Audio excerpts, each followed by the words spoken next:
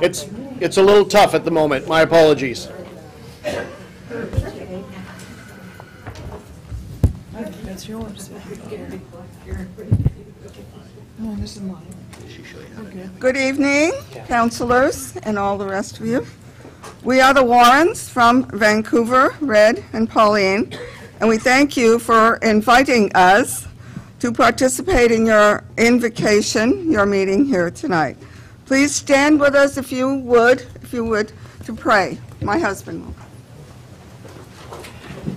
Our Father, which art in heaven, hallowed be thy name. Thy kingdom come and thy will be done on earth, right here in Washougal City Council meeting tonight. Have your way, Lord, in these councilors' hearts and minds. Give them understanding of the issues before them and the wisdom to know how to proceed in all their decisions. Let all that is to be done here bring glory and honor to your name. We ask you, Lord, to forgive us our shortcomings and lead us not into temptation, to take the easy way out, and to deliver us from evil, our evil, selfish desires. So we ask this in the name of our Lord and Savior, Jesus Christ, Yeshua HaMashiach. Amen. Thank you. If you would go ahead and still remain standing, this will roll right into our Pledge of Allegiance. So I'll call the meeting to order, and if you would please join us in the Pledge of Allegiance. I pledge allegiance to the flag of the United States of America and to the republic for which it stands, one nation under God, indivisible, with liberty and justice for all. Thank you. It's kind of a nice change to hear that many voices saying that pledge in this room lately. Thank you very much. My apologies for the configuration this evening. We have a continuation into our council meeting of a workshop earlier dealing with some transportation issues and overpasses and that type of stuff. So that discussion has gone a little long, and we're going to continue that once we get done with the agenda for the council meeting. So for a little while, unfortunately, we're going to have a little bit of constraint in space. Rose, could you call the roll, please? Councilmember Boger? Yes. Councilmember Greenlee? Here. Councilmember Lindsay? Here. Councilmember Wagner? Here. Councilmember McDaniel? Here. Councilmember Shoemaker? Here. Councilmember Freeman? Here. Thank you. Under amendments to the agenda, I will be adding to items D and E. Item D would be our continuation of the discussion of the railroad overpass 27th Street, and that presentation by Parsons Brinkerhoff. And item E is the budget update from Administrator Scott. Are there any other changes to the agenda? Okay. Hearing none, the first item that we have this evening is a award recognition. Chief Swinhart, good evening. Thank you, Mr. Mayor, Council.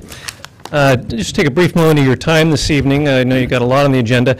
As everybody knows, it's been a particularly hot and dry and very dangerous summer for us at the fire department in both of our communities. We've been quite lucky. What I came here to talk to you about tonight was one of our citizens here who helped us in this tough summer we've had trying to prevent fires. On July 20th, Mr. Daniel Gamboa, a Washougal citizen, while doing his job selling ice cream from a motorized cart, noticed smoke coming from a house in the Sunset Ridge neighborhood. Mr. Gamboa grabbed a garden hose and put the second-story deck that was on fire out. Fire was beginning to engulf the house, and if not for his actions, the house would have suffered serious damage. He basically had all the work done for us by the time we got here. We asked Mr. Gamboa to come here tonight, and I know he's right there. Would you come on up here for us, please, Mr. Gamboa?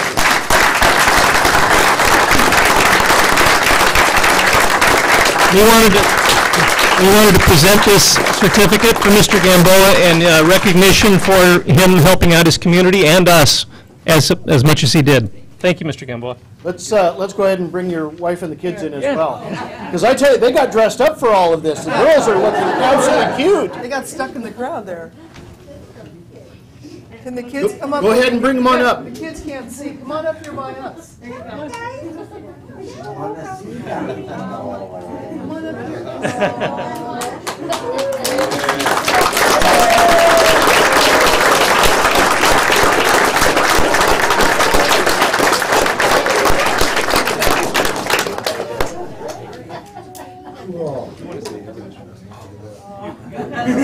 Man, a few words. Yeah. Well, thank you very much. Danielle, on behalf of the city, certainly thank you for your vigilance and for stepping in and doing the right thing that day. Anytime. Hopefully not too soon. Thank you.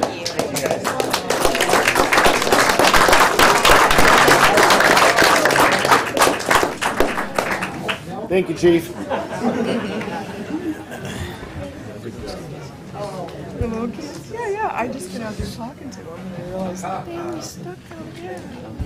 Okay, with that, we are at the first opportunity in the meeting for public comments, and I can tell that we've got quite a few folks here, obviously, and so we may have a number of folks that want to get up and address council.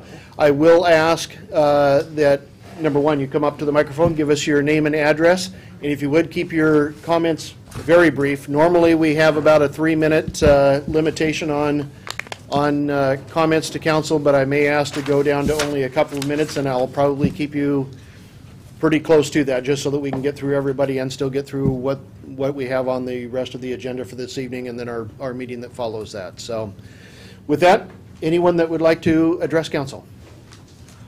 Don't be shy. Dennis, good evening. Mr. Mayor and City Council, my name is Richard D. Helland, H-E-L-L-A-N-D. I live on I Street, 2800 I Street. And with the impact of the traffic and the parking problems that we've incurred, I just want to commend the council. I made a petition and they directed it to the right people, and we've had some redirection on some traffic, no parking, and we've had some enforcements, and it's been well taken care of. So I've had some discussions. No confrontations with the people that are using the park, the pickleball club, and I just have to remind them it's health, fire, and safety. This 28th Street comes up and it narrows down. We have a couple of bump outs, and if cars are parked on both sides of the street, the city fire, the medics, if I'm there on one side going west and a garbage truck comes, we're at a stalemate. So they've taken care of that, and I appreciate that. Other than that, I just want to commend the city council, the mayor. It was thought that one of the members of the club thought I had an in with the city council. And I don't. I've been coming to these meetings 2.5 decades, 25 years. We've been petitioning the city council since about 1990.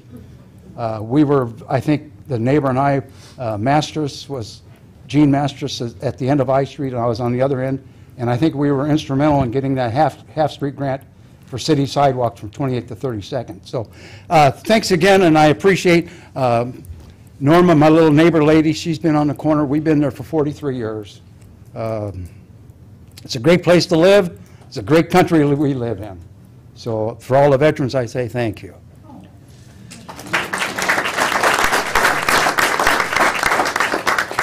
Thank you, Dennis, and I can say this now that the kids are gone. You actually do have an in with all of us. For those that don't know, Dennis is our Santa during the Christmas time. So trust me, we want to stay on your good side.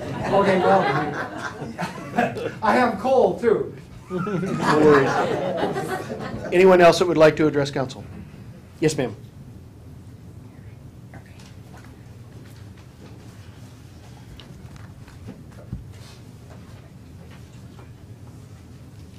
Mr. Mayor and Council, my name is Sharon Leitner. I live in Vancouver, Washington. Do you need a street address? Please. 1514 Date Street. I'm on the association board of the Senior Center, and I've been requested to read a letter or a comment or whatever. They want you to talk louder, honey. Oh, sure. Okay. Is that better?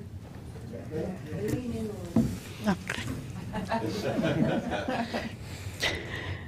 We are members and friends of the Camas Washougal Senior Center. We are here today to voice our dismay at what has been happening these past few weeks at our center. Meals on Wheels, a company whose foundation was once bound by honesty, integrity, and their dedication to senior community, is headed down the wrong path. They recently fired Washougal's Wanda Nelson. Wanda Nelson has been our guide, our friend, a pillar in our community for many years. She is strong, determined, dedicated, and focused. If a problem occurred at the senior center, it was no problem. If Wanda couldn't fix it, she was so well connected in our center that it was no problem. I already read that. Connected in our community. She knew somebody who could help us out. In return, when the city needed, needed help raising $500,000 for the kitchen, or the library needed additional space for the children's program, Wanda helped solve those problems. The library and the city and the Senior Association has always shared a spirit of cooperation, and many times words were not necessary. Everybody listened, learned, and got the job done. This is a far cry from what is happening now. The new regime came in like a bulldozer and listened and learned about where Washougal was not on their agenda. It was like a corporate takeover. They didn't ask questions about how our center operated, nor did they give us any real explanation as to what had just happened. They were not aware that the building belonged to the city, and it is the city, not Meals on Wheels, that dictates its use. They didn't know the Senior Association had a contract, a permit for use with the city. That contract has been in effect since 1973. The permit says that any other users of the facility shall cooperate with the seniors, not the other way around. They wanted to change the locks. They wanted the keys held by the association members. Volunteers quickly vacated the building. The congregate dropped by 2/3. The seniors do not deal with this type of behavior well. Perhaps this is a small town mentality, but they had better get used to it, especially if the COO of Meals on Wheels plans to use our city as their home base. This is not an anti-Meals on Wheels letter. We do not want Meals on Wheels to leave. They have many people who need their services and rely on the daily interaction that the community center and the meal deliveries provide. We do not expect Wanda Nelson to be rehired. It is too late for that. We have no doubt that Wanda will remain a valuable and productive member of our community for many years to come. However, we do demand respect. We are not children. Do not treat us like children. This little town of ours can do just about anything we set our minds to, as long as we do it together. Thank you.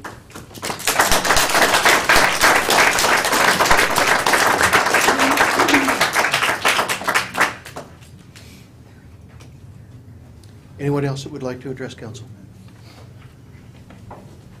Renata, come on up.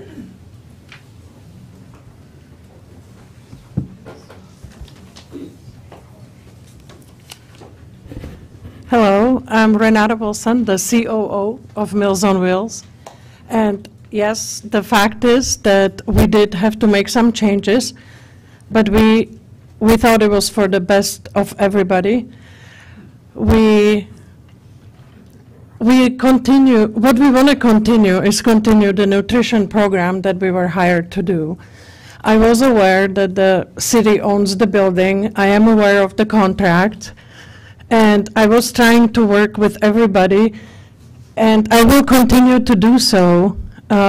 We did hire a new manager that I would like to introduce, Janice Butzke, and I'll let her talk about herself a little bit.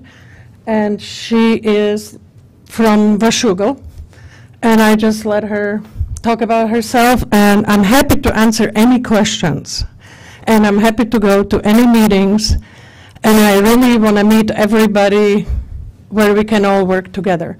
It is our desire to be working with everybody and continue providing the nutritious meals that we have been doing for 45 years. Thank you. Janice. as she said, I'm Janice Butsky. So I do live here in Washougal, up in Lookout Ridge. We moved here in October, so I haven't been here very long, but I absolutely love it here. I'm very thrilled to be here. I have a daughter who goes to school in this area, so I know that my goal here is to get us all back to working together, as seems to be the goal for all of us. I think it's the goal for you as well. The Senior Center and the Meals on Wheels people both have the same thing in common, and that is to serve our seniors. So I think with that in mind, if we can get back together, that would be a great thing for all of us. So I thank you, and I hope that I can hear from all of you. I welcome any opinions, questions, comments. I'm looking forward to working with all of you and learning all of you by name. So I hope we can have a good relationship coming forward. Thank you.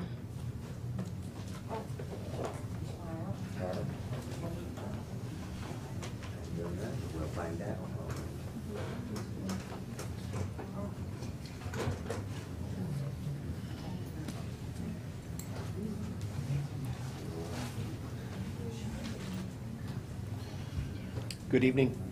Yes, my name is April Sullivan. I have worked with Meals on Wheels and the Senior Center for about 8 years.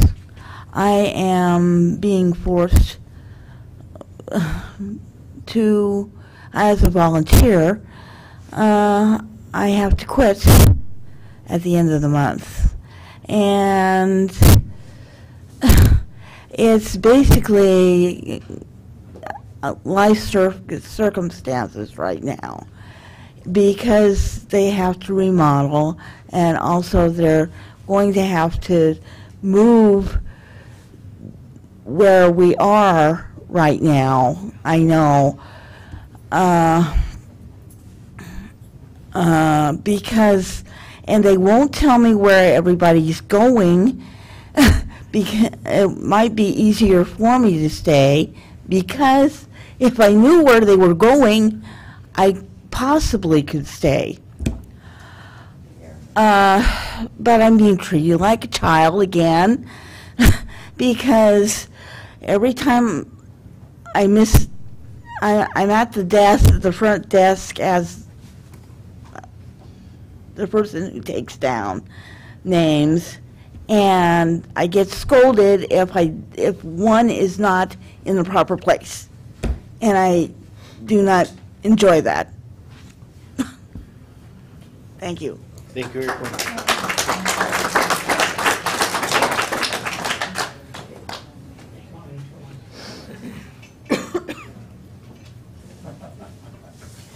Hello, I'm Gail Byram, and I'm the treasurer of the Washougal Senior Association. I was so happy to discover that the people had come before us, had made an agreement with the city of Washougal for the Senior Association, and so we've got everything in black and white, so that really saved our bacon. So I thank all those that went before us that made this possible, and it just took the fire right out of the scare that we had, but we were really concerned that the Senior Association was going to be booted right out of there, and that we would have no control over our own place of meeting. But now we know that that's not so. That's a great blessing. Thank you so very much for what went before. And we were very disturbed about Wanda. We love Wanda. She was the best thing that ever happened to those Washougal seniors, and I think that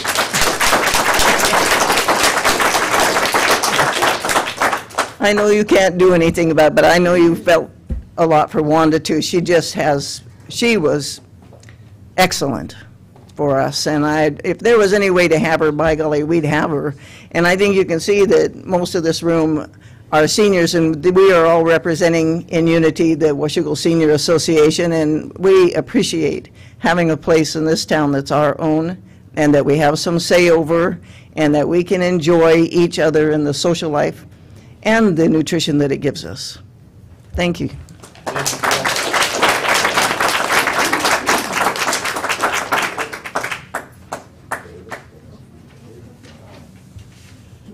Good evening, David.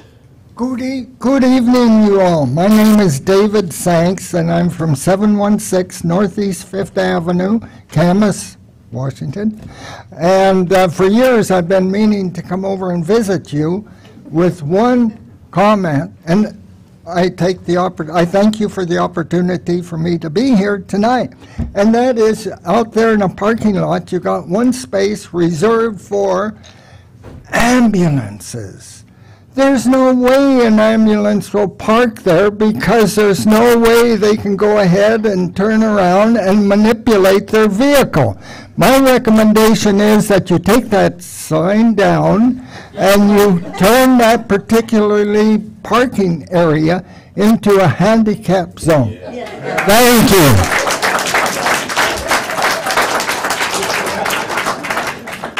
Thanks, David. Thank you. And just to clarify, that's not actually for ambulances because we certainly already realize we can't get them in and out of there. It's for medical transports, and it was the request from folks who come in and drop folks off that are in the vans and that type of stuff that couldn't get close enough for their folks to be able to get into the building. So it's a medical transport parking spot. But they never use it. Yeah, my office is right next to it, and I know it gets used. It doesn't even, people are afraid to park there because of your sign. That's okay, they're not supposed to park there, that's just drop off and pick up. But nobody does that. I'm bringing you in for coffee, Dave. Anyone else that would like to address council? Don't be shy.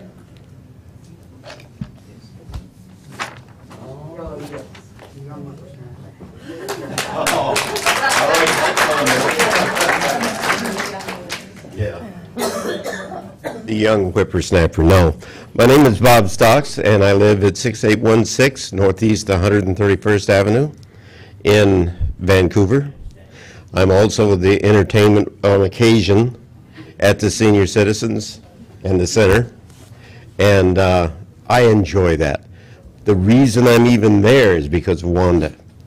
And one of the things I wanted to say, other than I get the concept of it's kind of like a steamroller that has come in here, and it's upset a lot of people, as you can see.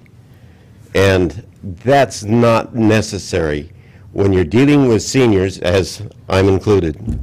A gentle approach is by far the wisest. And I don't feel that, from what I've seen, that the gentle approach was even considered. So, anyway, I was here primarily to just let you know the value of Wanda. She briefly mentioned that. This lady I've known for 6 years or more, and she has put herself in the volunteer and whenever she could and done things that were almost impossible to do, but she gets them done. And whenever I was at other centers where she had been, they said, well, if you need something done, go get Wanda. That's the kind of person she is and was. And the things that she has developed here in this center over the past couple of years that I've been here is just amazing. It's growing. It's alive. People enjoy themselves. They come there. They dance. It's an enjoyable atmosphere that you just don't find everywhere. But she has made that, and I give her a large share of the credit for that. And to see her go, I know what you said, that you can't bring her back, but if they would have taken the time to weigh the value of this woman before they hit the chopping block, I don't know what their reasons were, that's not for me to say. But I'm very upset over that, because it's almost taken the life out of this place. And that was the wrong thing to do. Thanks, Bob.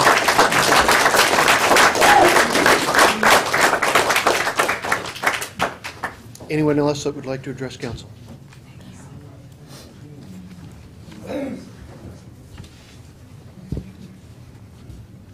Good evening. My name is Ethel Dittman, 2859 Northeast 2nd Avenue. I just have about one sentence to say. We felt safe. We're seniors. I'm way up in my 80s. I felt safe in the senior center. I don't feel safe anymore. Ever since that People came in and fired people right and left and bossed. It's okay to boss, but my golly, give us a chance to give you an answer. This is more than one sentence. I realize that, but I don't feel safe there anymore. Thank you. Thank you, Ethel.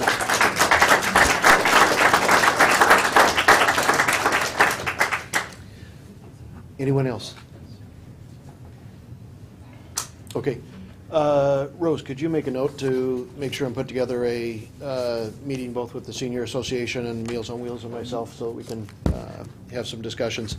For those of you, and I apologize that any of you from the seniors had any doubt as far as your use of that facility, I think it speaks volumes that most of us, as you know, the plaque out there reads Washougal Civic Center, but we rarely ever call it that. It's the Senior Center. And certainly from my standpoint, and we do have an agreement in place that has been there for many, many years, even predating that facility being built itself in its present form. And there are no discussions at this point to really change any of that whatsoever. So again, my apologies that you even had a moment's hesitation that anything would be changing over in that facility in regards to your use of it and the enjoyment of that facility. So let's see if we can't get something set up sooner than later, and we'll see if we can't get some things back on the roads. Thank you all for being here this evening.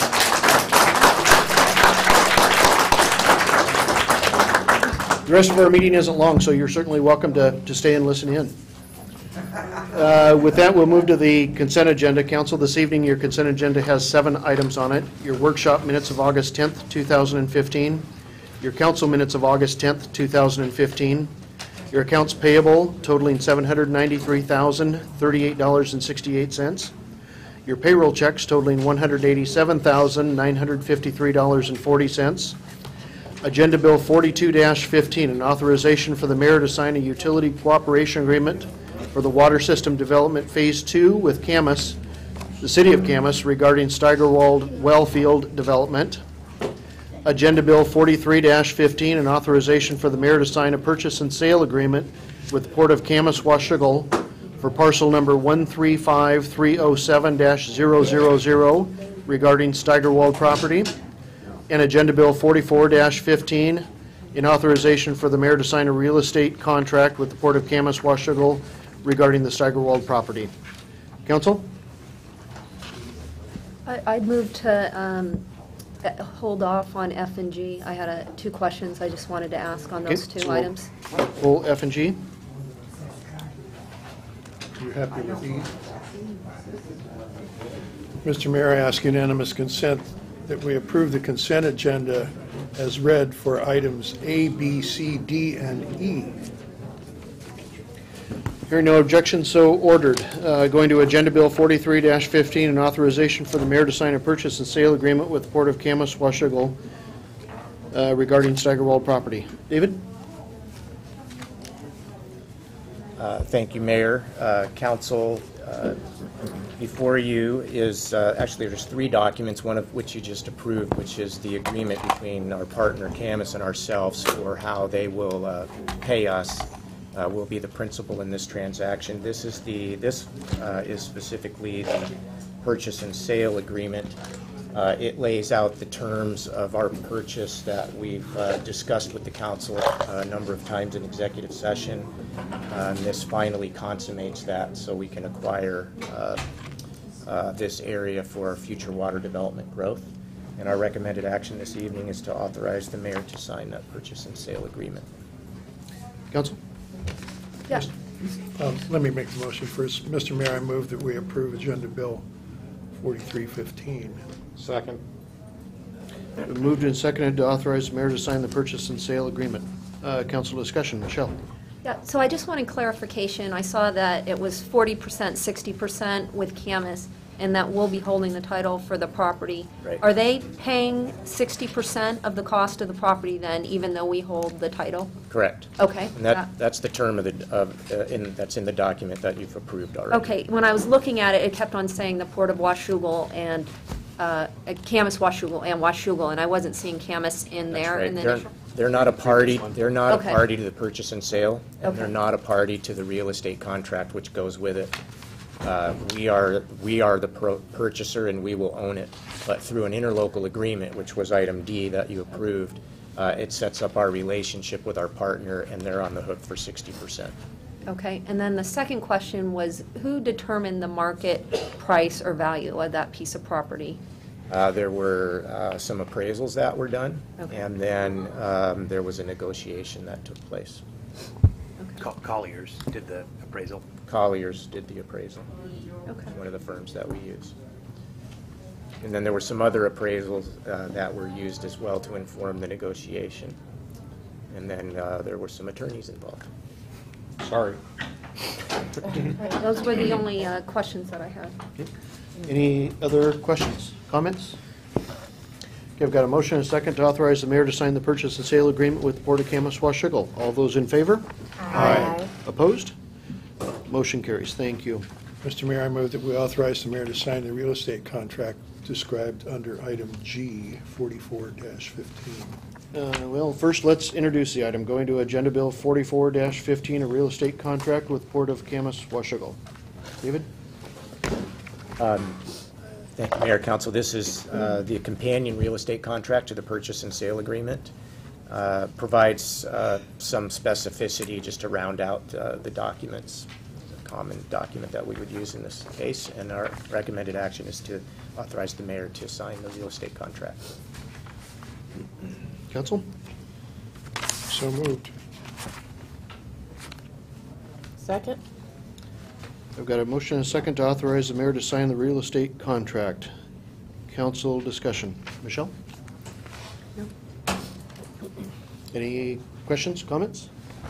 All those in favor? Aye. Opposed? Motion carries. Thank you. Moving to Agenda Bill 45-15, Emergency Utility Assistance Program Approval. I can cover this one as well. Council, Mayor, as is our practice, we're bringing to you request for authorization to transfer funds from the Utility Assistance Program Fund to customer utility accounts as approved by your Finance Committee. The expenditure required in this case is $714.76. It's been vetted to meet the program requirements and is recommended to you by your Finance Committee. And so the recommended action is to authorize the transfer of funds. Mr. Mayor, I move we authorize the transfer of funds to the Utility Assistance Program. Second. I've got a motion and a second to authorize the transfer of funds from the Utility Assistance Program Fund to the utility account as approved by Finance Committee. Council discussion. I have one item. Megan, I'm assuming that this is, that the cover sheet for this is a standard form that we're using? If we can, and I don't think you've got a copy of it there, and I meant to note this on the last one, it actually, I'm going to make the assumption that this is more than one request from customers. The cover sheet, pardon? The cover sheet says it only represents one request. And it has on the last couple of them, but with the dollar amount, I assume that it was over there. If we can make sure and affect that one or just eliminate that one if we don't need that line on there. Okay. Any items from council? I've got a motion and a second to authorize transfer of funds from the Utility Assistance Program Fund to the customer utility account as approved by Finance Committee. All those in favor? Aye. Opposed? No. Motion carries. Thank you.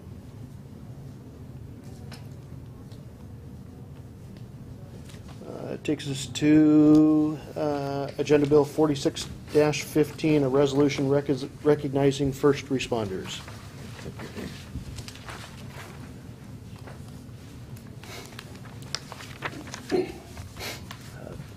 Thank you, Mayor. I was just looking to see if the chief was still here. I see Chief Mitchell is here. Thanks for being here.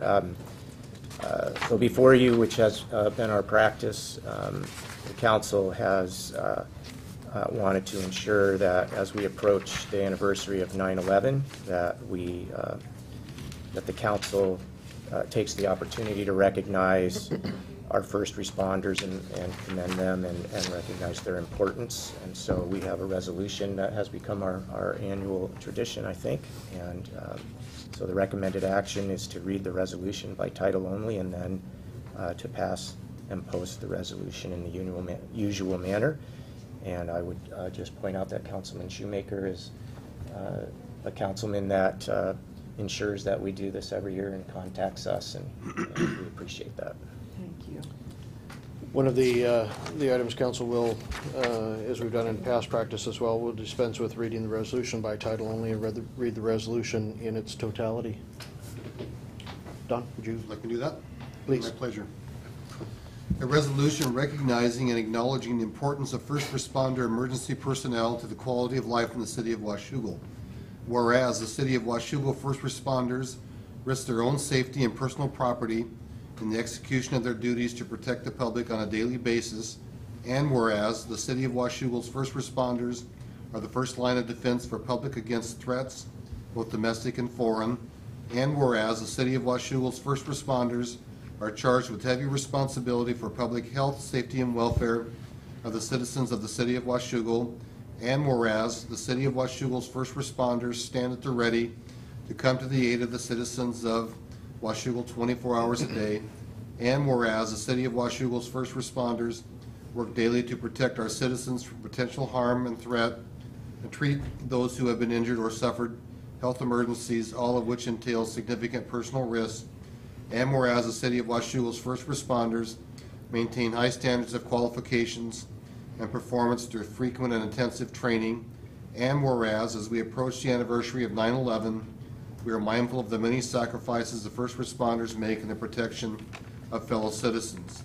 Now, therefore, be it resolved by the City Council for the City of Washougal, Washington as follows, that the City Council hereby recognizes and commends the service of our first responders, not only as that of faithful employees and volunteers, but also the exemplary conduct to be admired and emulated by the citizens of the City of Washougal, and with the approaching anniversary of the 9/11 attack on the World Trade Center and other affected targets, Council recognizes this as an appropriate time to recognize the work of first responders and the sacrifices they and their families are called upon to make to safeguard their fellow citizens.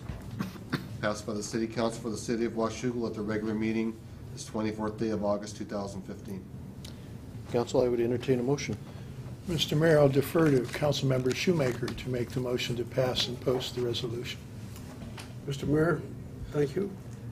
I move that we passed and post the resolution in the usual manner, and I thank Mr. Greenlee.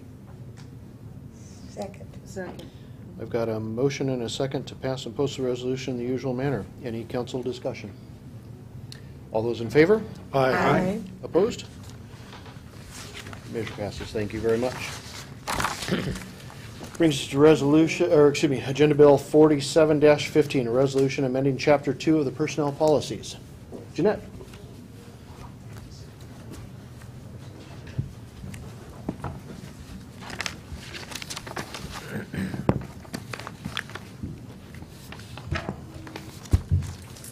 Thank you, Mayor and Council.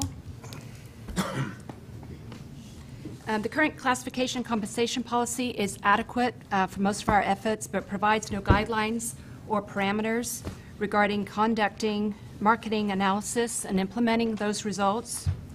Best practice would indicate that the existing policy be updated to provide some parameters and guidelines regarding market analysis. Additionally, existing language has been reorganized for clarity. The revised policy has been reviewed with both represented and non-represented employees, the Finance Committee, City Council during a workshop session. The attached resolution amends Chapter 2 of the Personnel Policies. The recommended action is to read the resolution by title only and pass and post the resolution in the usual manner.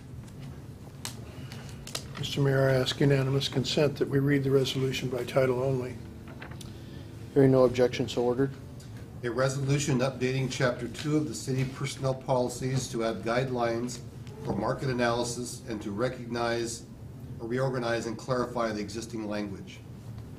Mr. Mayor, I move that we pass and post the resolution in the usual manner. Second. Second. We've got a motion and a second to pass and post the resolution in the usual manner. Any council discussion? All those in favor? Aye. Aye. Opposed? Motion carries. Thank you. With that, that brings us to item D, an add-on item, which is a continuation of the discussion of the 27th Street overpass project by Parsons. Chris?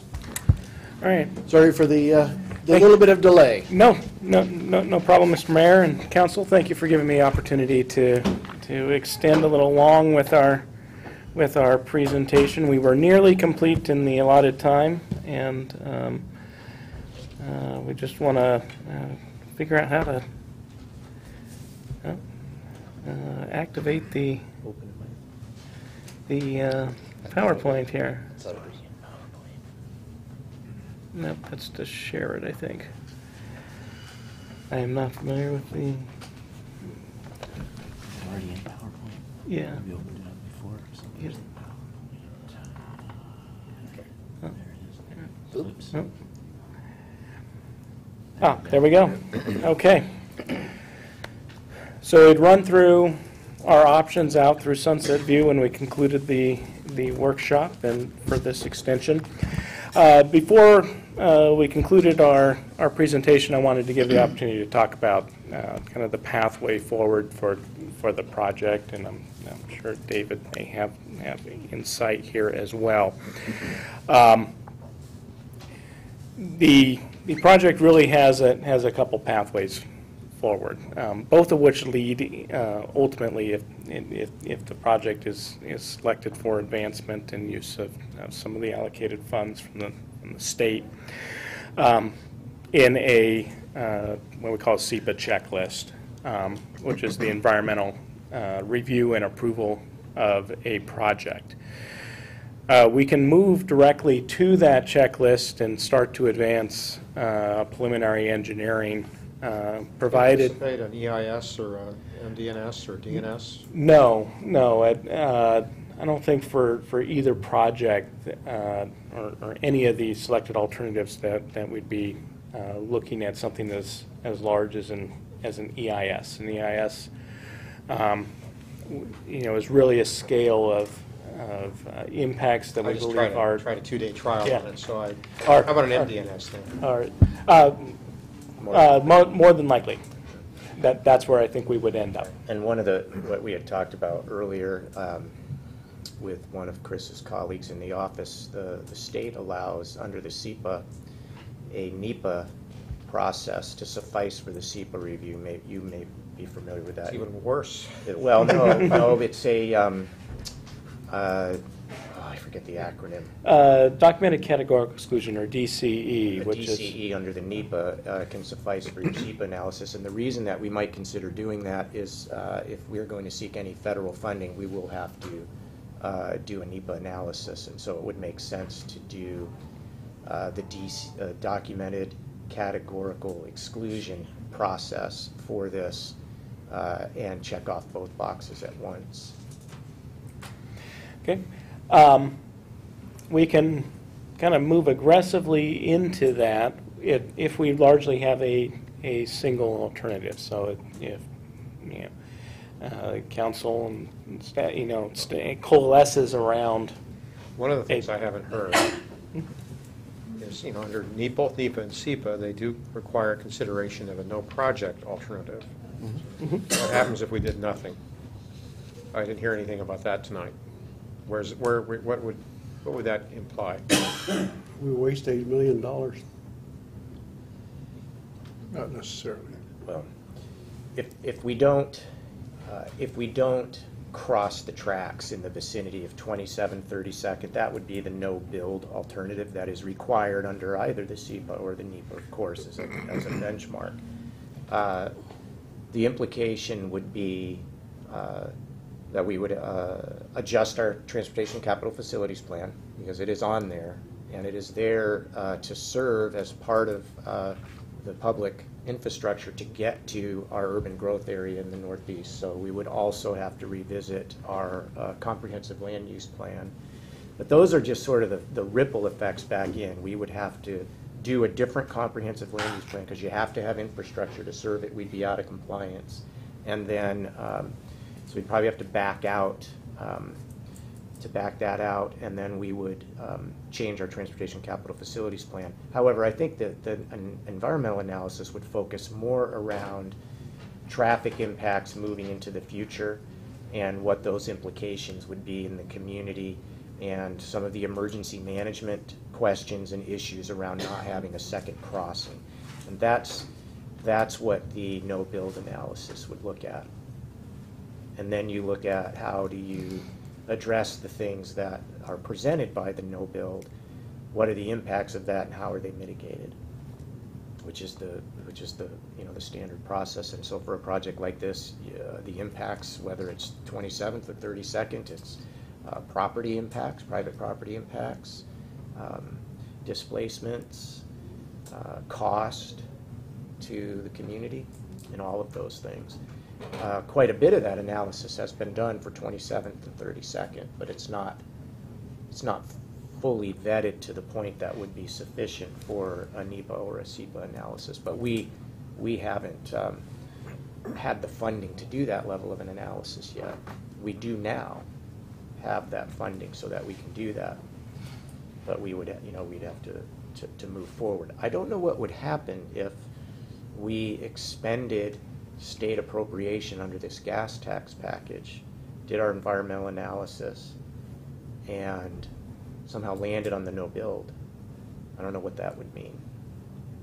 Well, I know that it can't be locked in under the SEPA process if we come to the conclusion that that's the best. I don't think. Then it is what it is. Yeah. Yeah. We have to pay the money back. Might. Well, I think that's right. We might. that's the question. Yeah, that's what I meant by that question. But so I'm not advocating that necessarily, but I just haven't heard anything about that. That's right. Right. We didn't. We were trying to be responsive to the questions that were brought by the council and some other things that we've heard from constituents about why is it 27th, why not something else. It's a very obvious question. We asked that as well.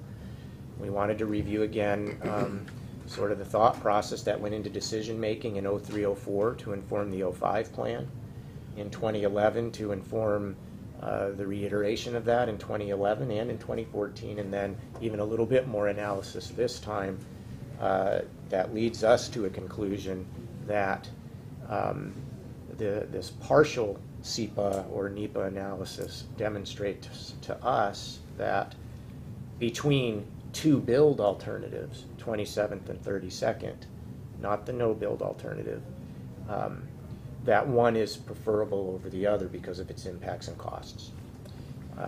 To at least twice as expensive at 32nd, and it is more impactful to properties. But we would have to do a no-build analysis. We didn't scope that, and then we also asked them to look at 39th and Sunset because those concepts had been raised. And so we wanted to do a concept level, would that be in or out of a next stage analysis. And the advice that we received from Chris, as you mentioned before, was their advice, professional advice, would be those would be out of the next stage of analysis because of the concept impacts that we were looking at are even more dramatic than those at 32nd.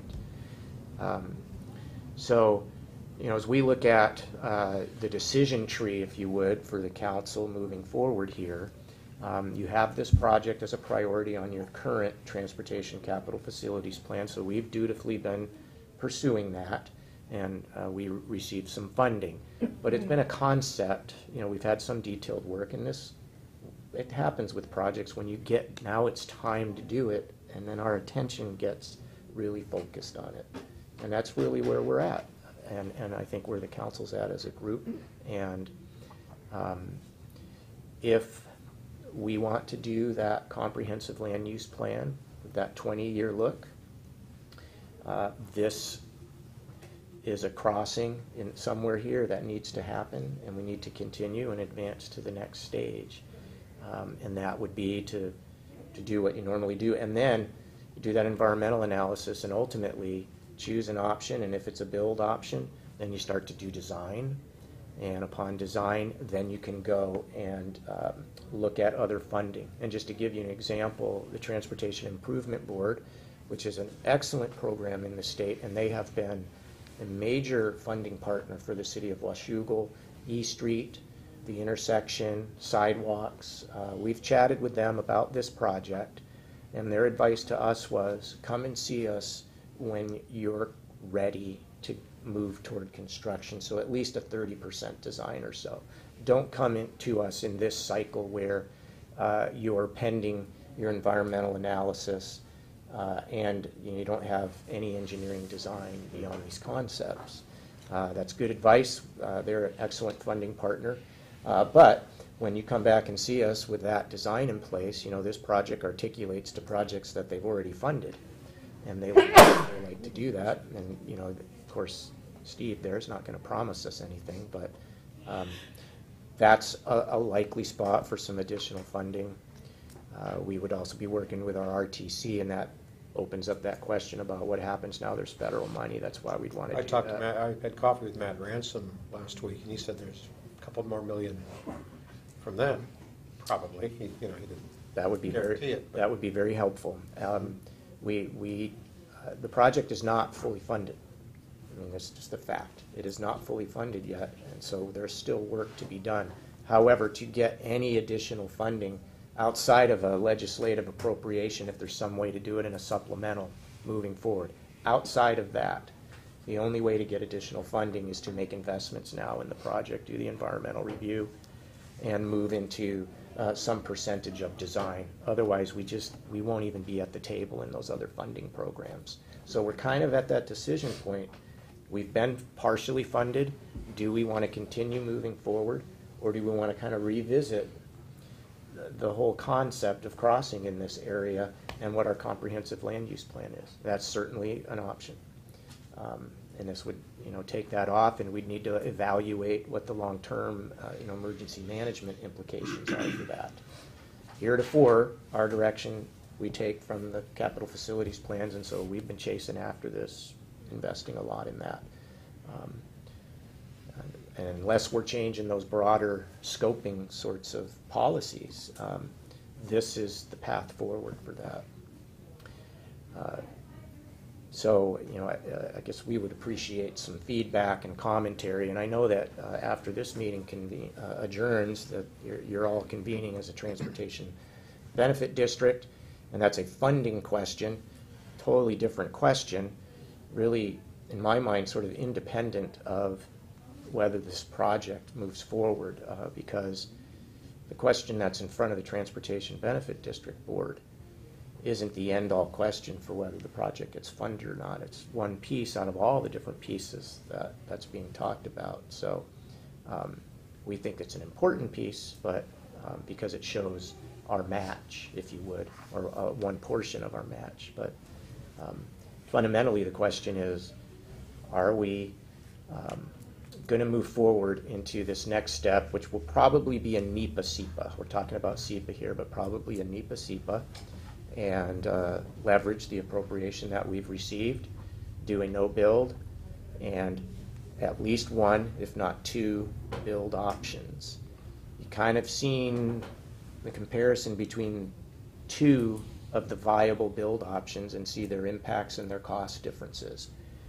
I don't know if more analysis is necessary. I mean, professionally for me, I see the build option. However, there could be more analysis done to try to sharpen that 30 to 50 million number to a sharper number, as sharp as the 16.6 or rounded up to 17. I think that's what it would get for you, and a little bit more precision about the impacts to the other properties. But I don't think it's going to get you south of $30 million.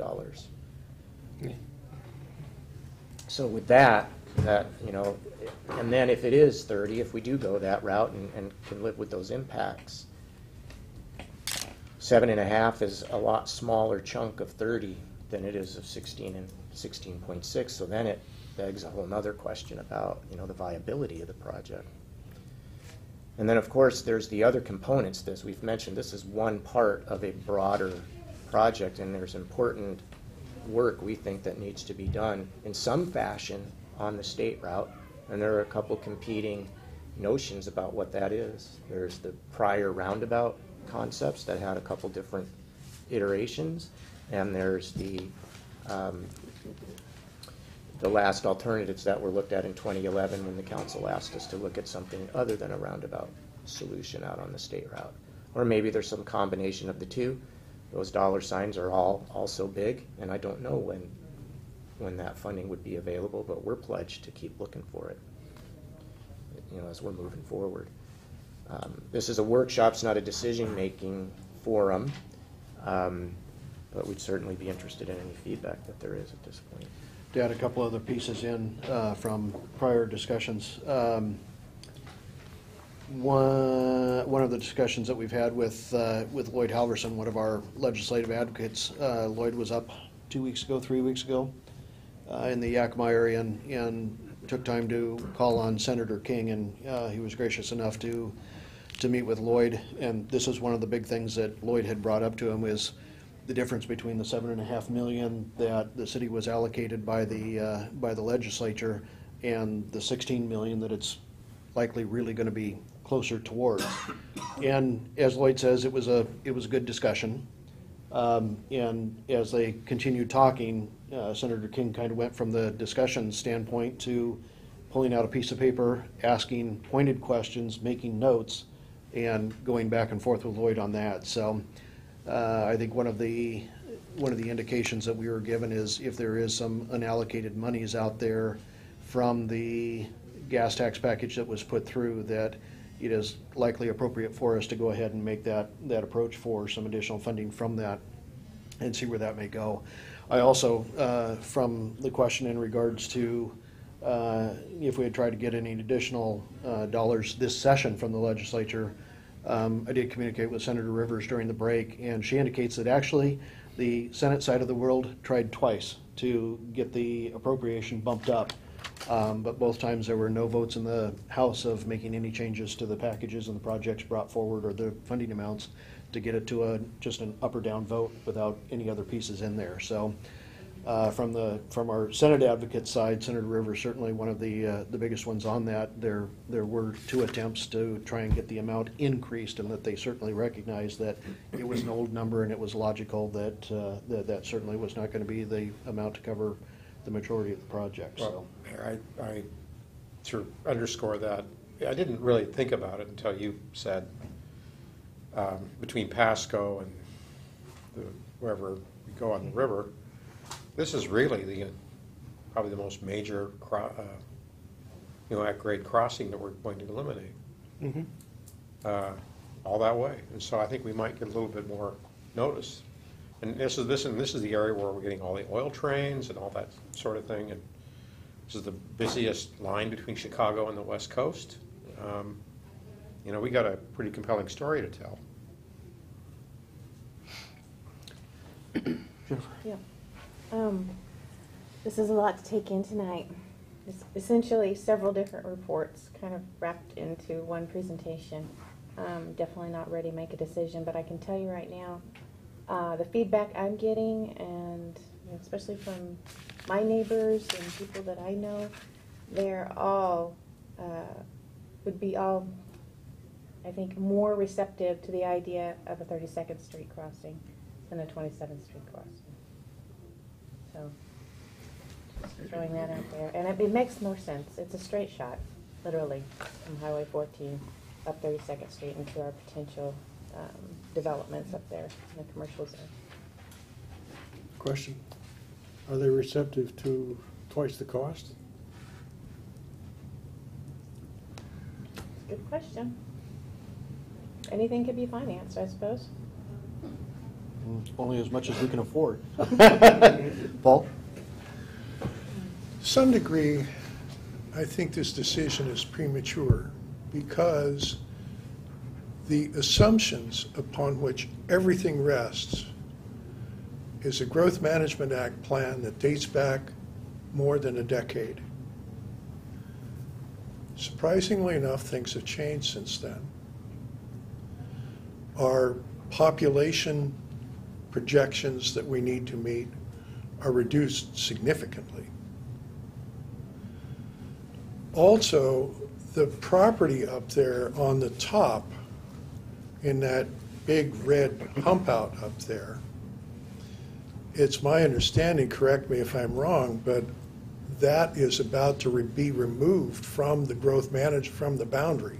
There's a portion that's already been removed. And that eliminates most of the ground that is flat enough to be employment center. I'll have to go back and look with Mitch at exactly what got removed in the topography. I But had there's the a conversation change. with him. There's a change there.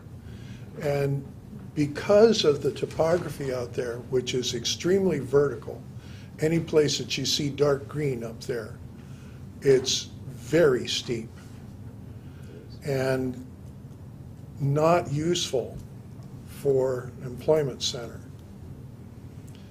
I think we're back to the problem that we faced when we start thinking about what are we going to do with the backside of Woodburn Hill. We need to figure that out before we start spending a lot of anyone's money, and that we need a plan. We need to significantly update the plan for the city that looks at, so that it looks at the backside of Woodburn Hill, keeping in mind that Camas has annexed how many acres up there? The Lacamas, the North Lacamas. That are going to need to be served by transportation, which would in fact, and infrastructure, which would in fact serve our portion of the backside of Woodburn Hill. What are we thinking is going to happen to all of the vacant land that's just this side of SR 14? That's a big piece of ground. Do we have, are we honestly allocating that as 6 or 7 homes per acre? There are assumptions for residential density and for jobs density there, but that is part of the scope of the analysis. The RFPs come in at the end of the month. Mitch has exactly sent out the proposal. It doesn't cover the northeast area. It covers the Right. northwest area, but it asks the consultant, whoever's successful in the responding, to look at the initial assumptions inside the city limits, look at our experience, and to redo that. And I think the point I'm hearing is it possible that a more broadly scoped analysis would point to a different UGB for the city of Washougal, particularly in this area? And if it did, and just say for the sake of discussion, it eliminated that area. I'm not saying that's what will happen, but let's say that it did. Then what would our transportation capital facilities plan need to look like? It certainly would not include improvements beyond what's already improved on 32nd North and up the hill and around. We'd probably still need to take care of that at some point, but it doesn't become as critical. But ultimately, we want that to be to our urban standards, which is sidewalks on both sides and all of that. But it doesn't become that. The catalyst goes away in terms of that urban area there. However, I think it's important to remember that the need for the crossing is not exclusively based on the northeast urban growth area and having a transportation capital facilities plan that gets you there. It's also an emergency management planning requirement. Port access, the port is on the south side of the state route. Something needs to happen on the state route to enhance access for the port. 27th, 32nd, there's options there for the port. If we didn't have that northeast area and we didn't feel like we needed a second crossing for those other reasons, then you wouldn't worry about that. But we think that another crossing is important for the community, for emergency management planning and for safety, and ultimately for traffic growth as things continue to grow here. But it does need to be done in concert with what we do out on the state route. And whatever we do needs to match that. So that would be the only comment I would have, but I agree. We decided not to do a full-blown analysis during this update to the comp plan. That was a council decision, just to do comp plan light, if you would. There were a number of reasons why. But then as we got into the discussion in Woodburn, as the councilman is recalling, the council wanted some additional analysis. You could do that. We might have to up the scope a little bit, but do that on that North Seat side and see if that changes the landscape in terms of our long-range planning. I would still have the question about the second crossing. Because, I mean, if there's one thing that we've learned about Woodburn Hill is that there was no one in this room who was involved, but there was a rush to judgment up there. Things were done quickly and without good thought. And it would be a shame to make that mistake again. And so I would suggest that we need to think through this comp plan.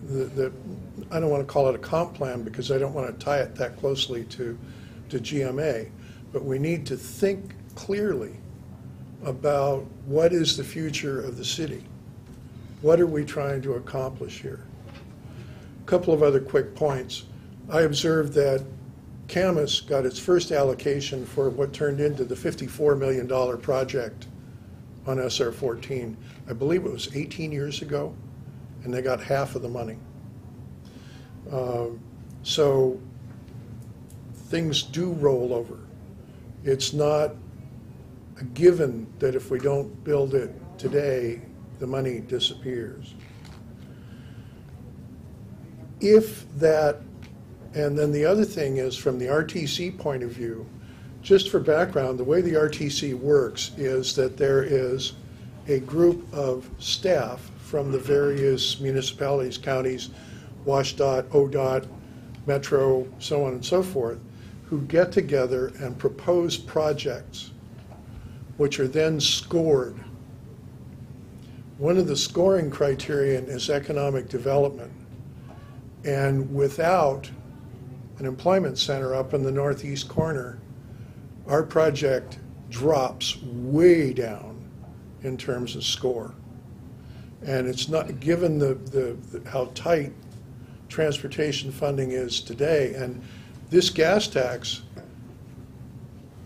this is like the nickel package and so forth. They use this money to create a bond, and all of the revenue is then spent on projects which you then pay forward on. It's not like you get a rollover every year.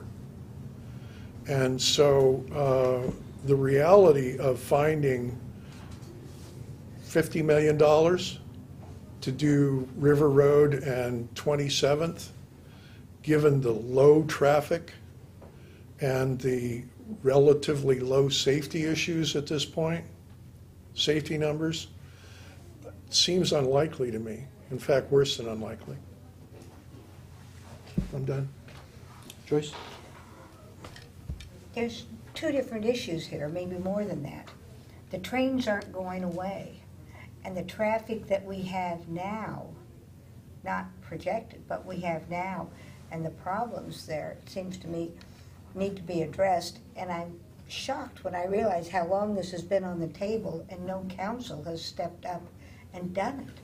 I mean, if we keep putting it off, what happens? I mean, you can't keep kicking the can down the road on something that we know the trains are coming.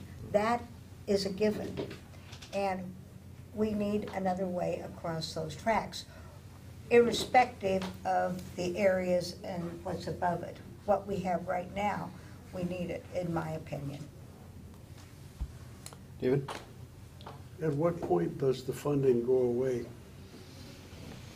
Well, the way that it's been appropriated is over a 3 biennia period. So in the 15-17 biennium, I forget the exact number, it's 1 point something million. A little over a million, yeah. Then with that 1 point something million, that's when you do, that's typically how they'll do it. It takes you some time to get your right of way and do some design, do this environmental analysis.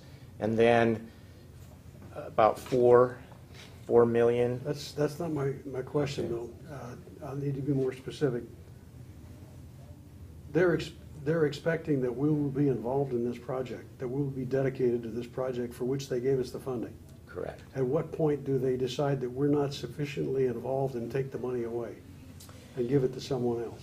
I don't know if there's a hard and fast on that. We did find out from them that administratively, the local programs, WashDOT local programs, can push it into the future a little bit. Typically, the reason for that would be issues with the right-of-way acquisition or issues that come up during the environmental process. It wouldn't be, we haven't secured the other funding yet or something like that. So administratively, we've got some flexibility and we may run into issues with those things. Otherwise, I think we can ask the legislature to move it back, and it's a 10-year My package. understanding was the legislature is looking for some, particularly the Transportation Committee, is looking for some sort of an indication that we are committed to this project in the not-too-distant future. Am I wrong on that? I think informally and politically, they like to know that communities are committed, and that when they put projects on a list and pass a tax, that the committee's in. The community is in, and that they're going to do the project. And that's part of what we talk about when we meet with them. Okay. And my other point is very simple, and I've raised this issue before. In the decision-making process, there's a cost, a price for information. And at some point, the cost becomes prohibitive.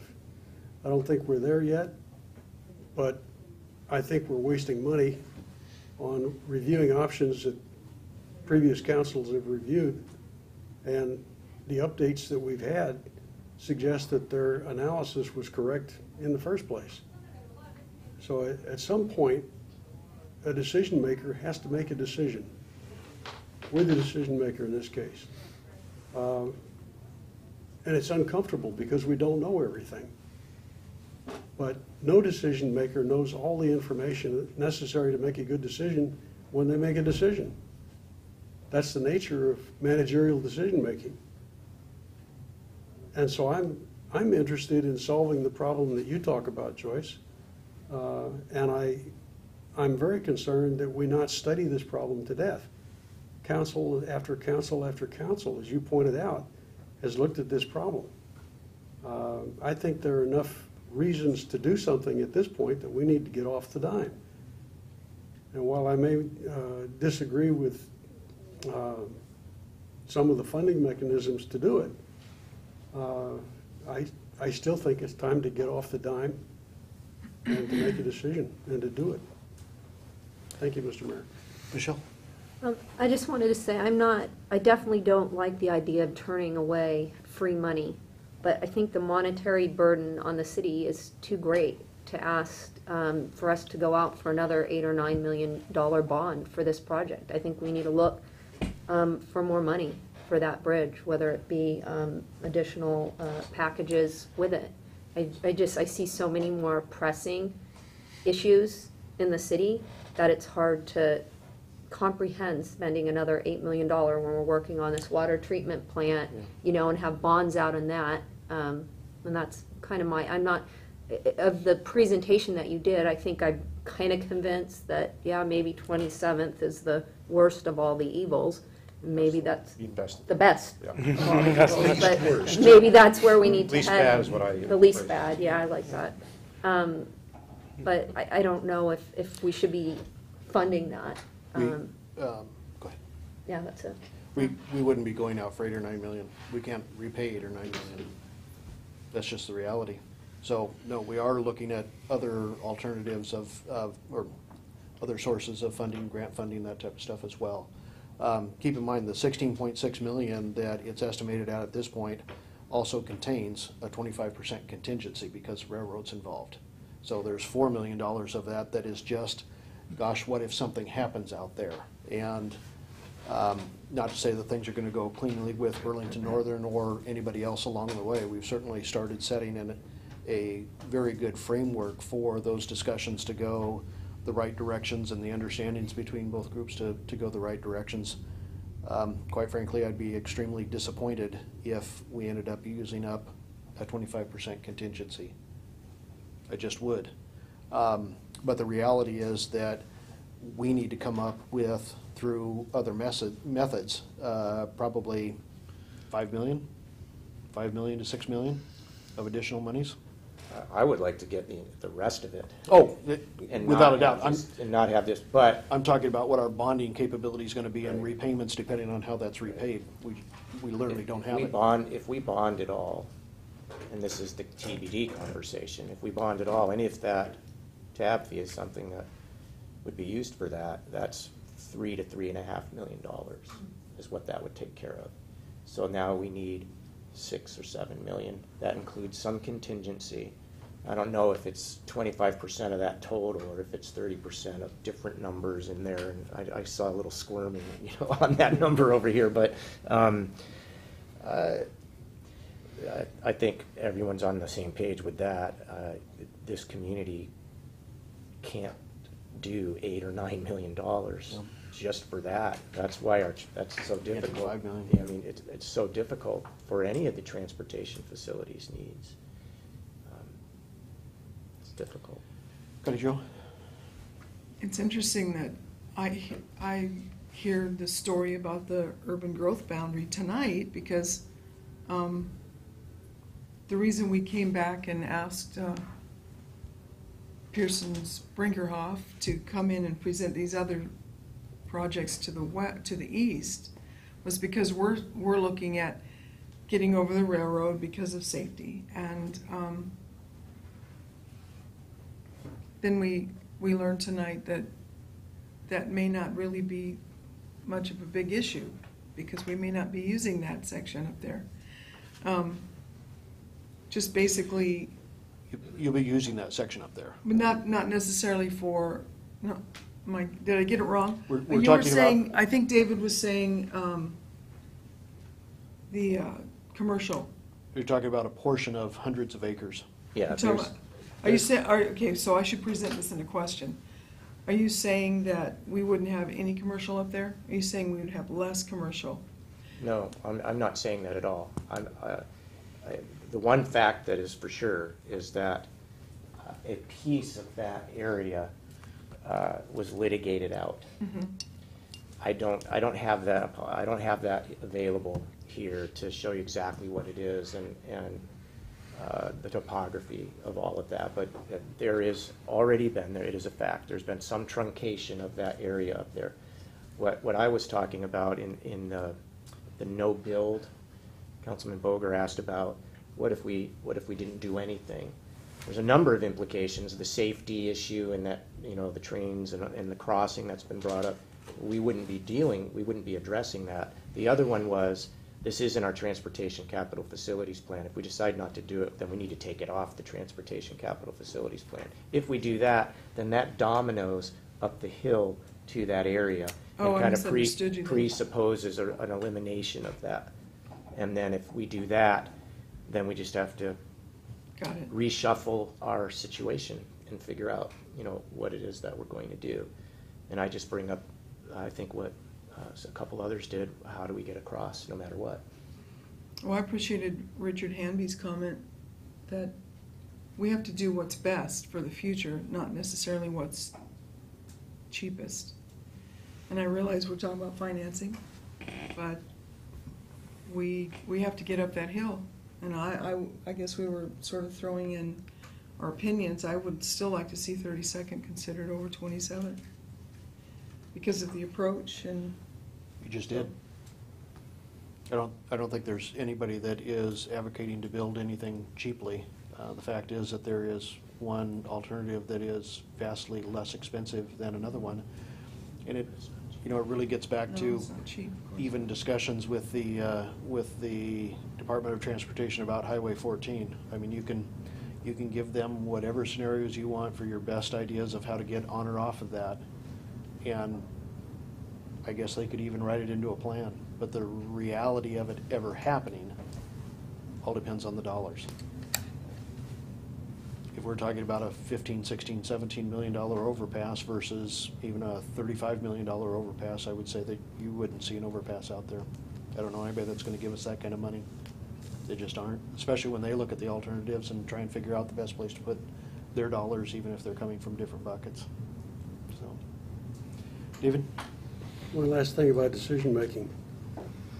In 1966, I had the benefit of the U.S. government's all-expenses-paid jungle adventure vacation package in Vietnam. And the day that I arrived, my commander sat me down, and he said, I want to talk to you about decision-making, specifically the decision whether or not to use supporting fires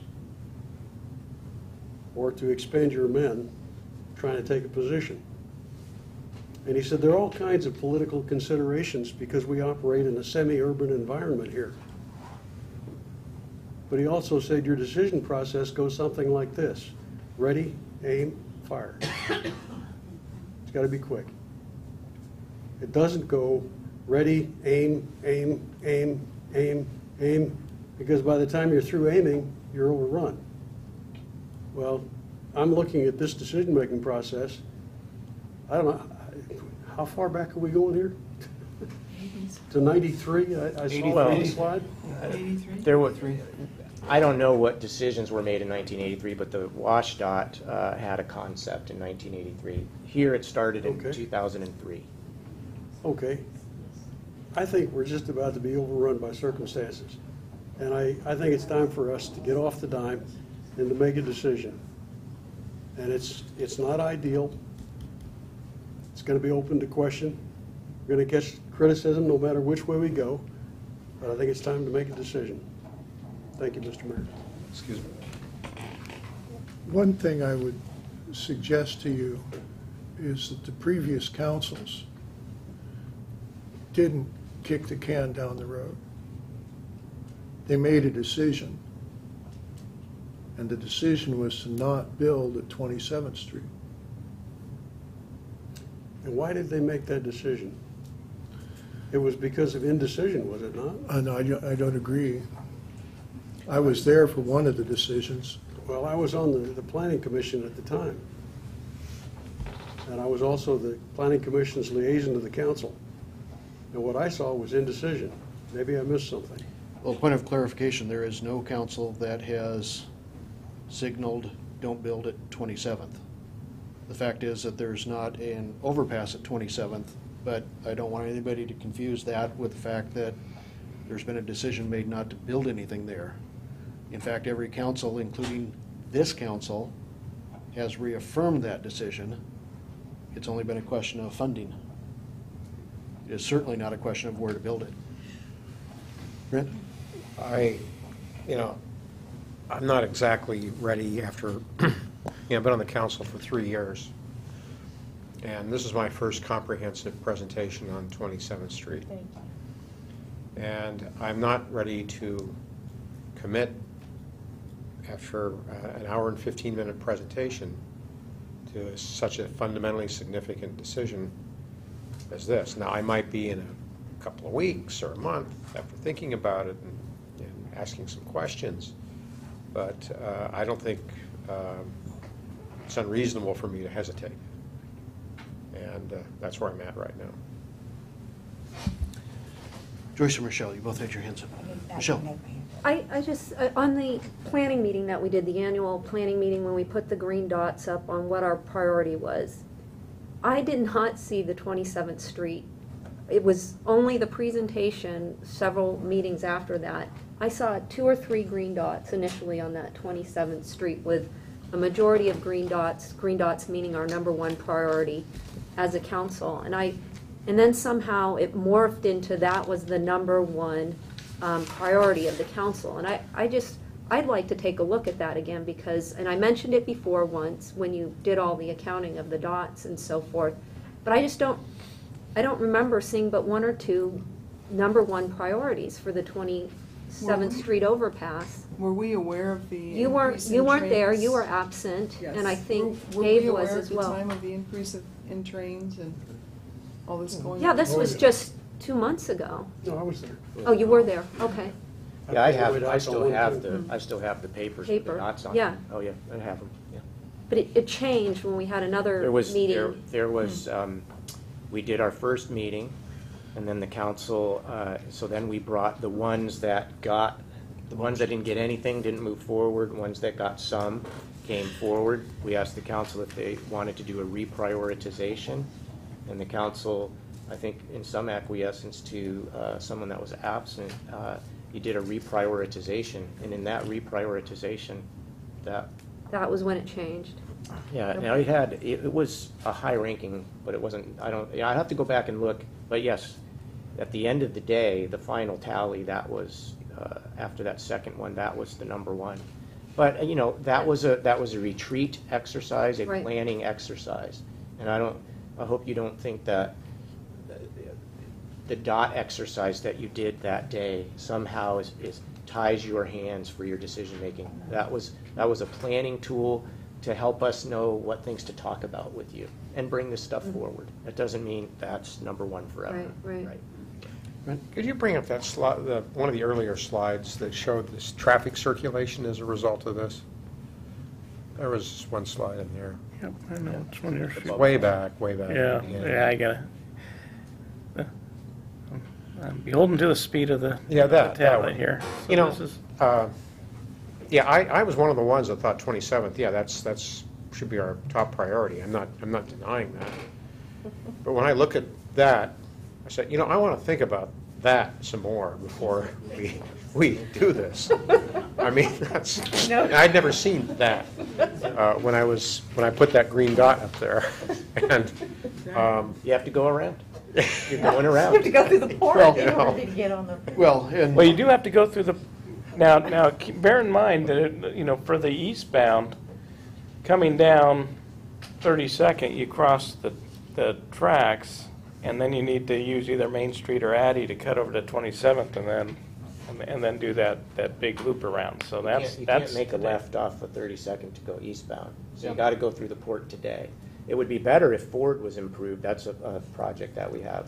And, I think this is probably right, but I've just had some questions raised from and you'd expect that I would.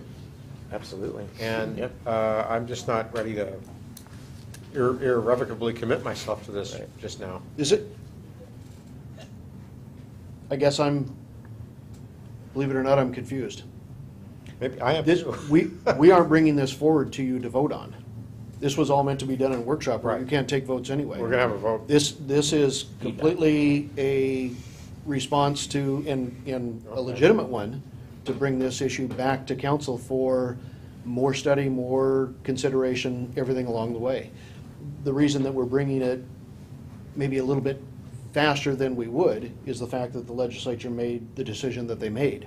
And we certainly want to be good partners with them, and if for some reason this isn't going to happen, let's please let them know that. If we had like 2 weeks to commit ourselves to this, or some finite period of time, couple of months, I'd be more concerned, but I want a little more time to think about this. That's all I'm saying. Yep. And one thing, not to, completely mess up all your thinking as far as all those little turns and everything are concerned, I think it's going to be, realistically, it's going to be a very short time frame before Washout takes that out of your hands anyway. We've already had a meeting with them, golly, month and a half ago, in regards to the work that they're doing now out on Highway 14. As some of you may know, in their initial budget for this biennium, they had a safety improvement project from 6th Street, where the former project ended, down through our city limits, that would put Jersey barriers all the way through to eliminate the crossovers.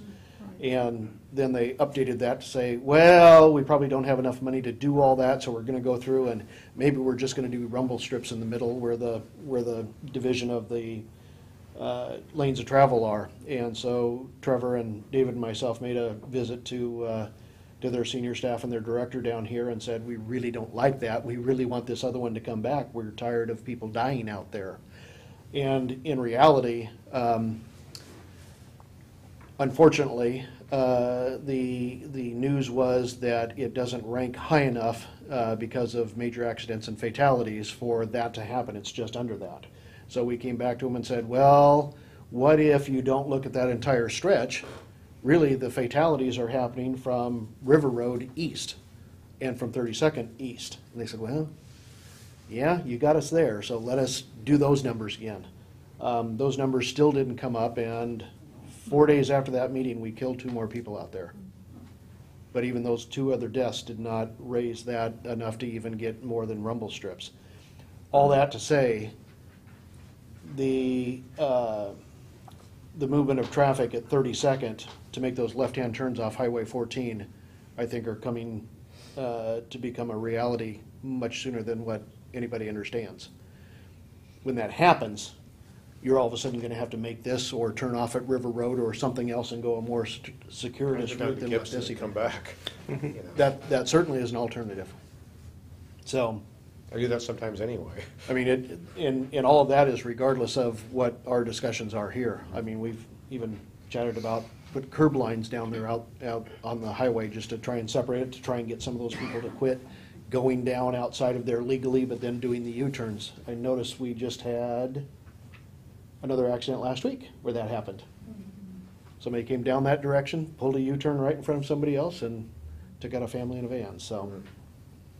It could get closed. I mean, that's what you're saying, is it could get closed, and that's something that Chris brought to our attention, you know, because we were lamenting to him. I mean, you need to know, your team, as we're looking at this, we look at that, and in the slide before it, you know, that's outbound, this is inbound. Yeah. And 30 seconds a straight line. This isn't. So we lament that, and Chris said, you know, you're probably going to do this anyway. It's just a matter of time, and they're going to close the left-hand turn there. I don't know when that will be. It may not be for 10 years. It might be in 5 years. Maybe it won't happen. Maybe it will never happen. So then you're having to deal with this anyway. Now that's not a reason in and of itself. It's a factor. But it provides some perspective. And you know, in terms of where we're at with this, as we think about trying to execute our transportation capital facilities plan, which is our standing direction from the council. It's to execute the transportation capital facilities plan. Same for the sewer plan, same for the water plan, so that's what we do. The next step for us would be putting together an RFP for the next steps on this process and asking the council to take a look at that in a workshop. And that's another touch point for, you'll have time for consideration and you know, thinking about all of this information, which was a lot of information. And we can chat about what that is. And then ultimately a decision point would be whether or not to enter into a professional services agreement for that next step. And if the council said yes, then we would. And what the scope of that would be. Should it be an environmental analysis that takes 32nd to that next level along with 27th and a no bill, or should it just be 27th or just 32nd? And that would be a place where the council would make a decision, and that would certainly be, we would know what to do based on what you decided at that point. And that's not huge for us to put together. How soon do you anticipate coming back with something like that? Well, I think more than 2 weeks. I think we would need a couple meetings time because, Rob, Trevor, we would need to be putting together a scope for that next level of analysis. We might be able to plagiarize that. You know, I can say at this point that it looks very, very likely that it's 27th, 32nd, or nothing. Those are the three. The others apparently the 39th. You didn't say much about the cost of 39th, I don't think. 30 million. 30 Or million? 60 million. 60 million. I thought that was Sunset. Both of them are 60, in the okay. same ballpark. Well, anyway, so that pretty much takes that off the table. We're open to donations. Yeah. But so those are the, so, you know, a scope of work that looks at those, and at some point gets us to a decision point to either proceed or not proceed with 27th. Right. So the only implication there is we would need the state's money to do that, unless we're going to tap into our own TIF funds to do it. And I'd rather use that for other projects. Right. Okay, Joe? On this drawing that you have right here, is that did you draw that just where the train is blocking 32nd? Yes. You're not drawing that to say that 32nd is going to be closed? That's correct. At this present time, I'm not assuming that 32nd will be closed. This is more what happens when the train is blocking. Well, you know, I cross that daily, because I live on that end of town. And I wouldn't, if you're only waiting for one train, you're not gonna take the time to jet all the way down and over and back again. You just wait it out. You take a little, put it in park, you take a little nap. And you just get off work, you know? Get off work and you're kind of like, somebody honk when it's time to go, yeah. So it's not very realistic. I mean, I don't know about you guys that drive over there too, but Well, sometimes I take Washougal River Road, sometimes Yeah. I take Gibson Road, sometimes I said, I haven't been through Camas in a a little while. I'll drive variety. through Camas. Spice of life. I can tell you coming down 32nd, especially in the mornings, if there's, as soon as those lights start to blink, the traffic coming south goes immediately to the west and goes down Yes, River Road. that's totally different. I'm talking about the going north. Oh, yeah. Yeah. And we have that project that, if you guys remind me, The travel information sign. yeah, what's the status of that project again? It's still in the preliminary phases with WashDOT and local programs. Right. Studying the traffic data. Right, so we're trying to see if there's a possibility of placing some kind of a warning sign on the state route that would alert, for even the present day situation, that would alert folks that there's a train at 32nd. That's cool. What those mechanisms would be to make that all happen, where you put it and all of that.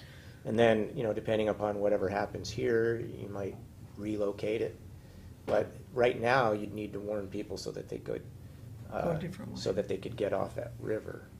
Well, now that we have the flashing lights at Washougal River Road on Highway 14, we have already been trained, like the little mouse in the track, you know? As soon as those flash, you are not gonna make it unless you're doing 100 miles an hour. So you just already slow down. It's fabulous. I love those things. And when they're not flashing, you know, just go for it. You don't worry what's gonna happen. I love it. So if there was something to say, there's a train coming, it's gonna be here in 2 minutes, you need to decide now what you're gonna do, up and over River Road or down to, I'd pull over and study it.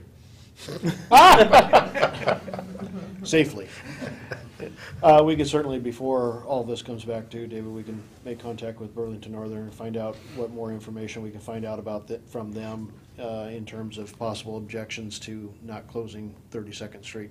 We certainly, in 2 different meetings with many of their staff, I reiterated over and over that, to me, 32nd wasn't an option as far as the ag-grade crossing that had to close just because of the amount of traffic that goes Well, it across. seems to me what's this there. railroad warning light would go a long way to solving the problem of 32nd. People would just Good. divert off of that. Good. We have to study what the implications are at E, because Downstream. heretofore, we haven't modeled all that traffic going there. Correct me if I'm wrong, I think that's funded, is it not? I The remember study that is. from RTC.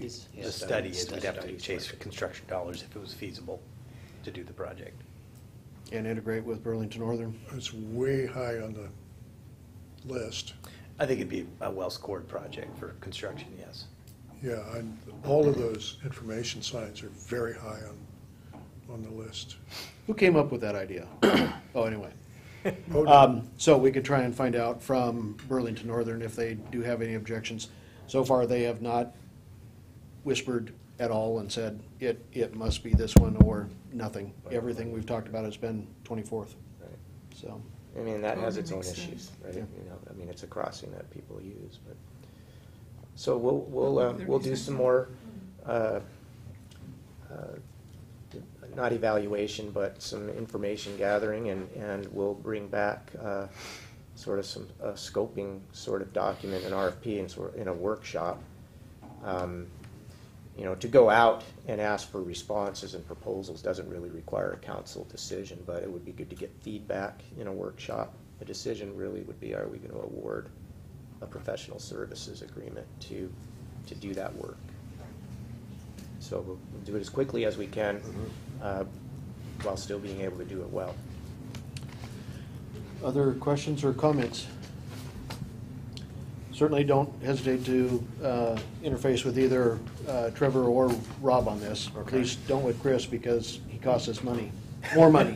More money. Can I ask a question to Councilmember Shoemaker, Yep. Please? There's an Army expression about doing something or getting off the pot. Yes. But my question is, we have to do this anyway. We couldn't. This is the most we can do tonight, is just basically give you some direction to come back with it. We're not really delaying anything by just... Well, the short answer is, no, you could take a vote right now. You're in your council meeting, even though this Yeah, is left over but- from workshop, but from our staff and administrative side, that's... It's not going to, we're not It's delaying. not what we were No, expecting. not at all. We weren't Okay. expecting that this evening. We Okay. were expecting feedback, and we wanted to ensure that we answered your questions. There were a number of very specific questions that were posed to us by a couple of you, and then some concepts that you wanted explored. We just want to be responsive, and make sure that we're, you know, doing what you asked us to do.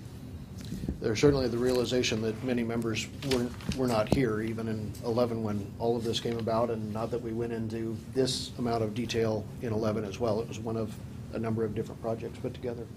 Connie Jo? The question hasn't come up tonight, at least, about the downtown corridor and how they feel. Are we going to hear from them? Or do you have any input on where they stand?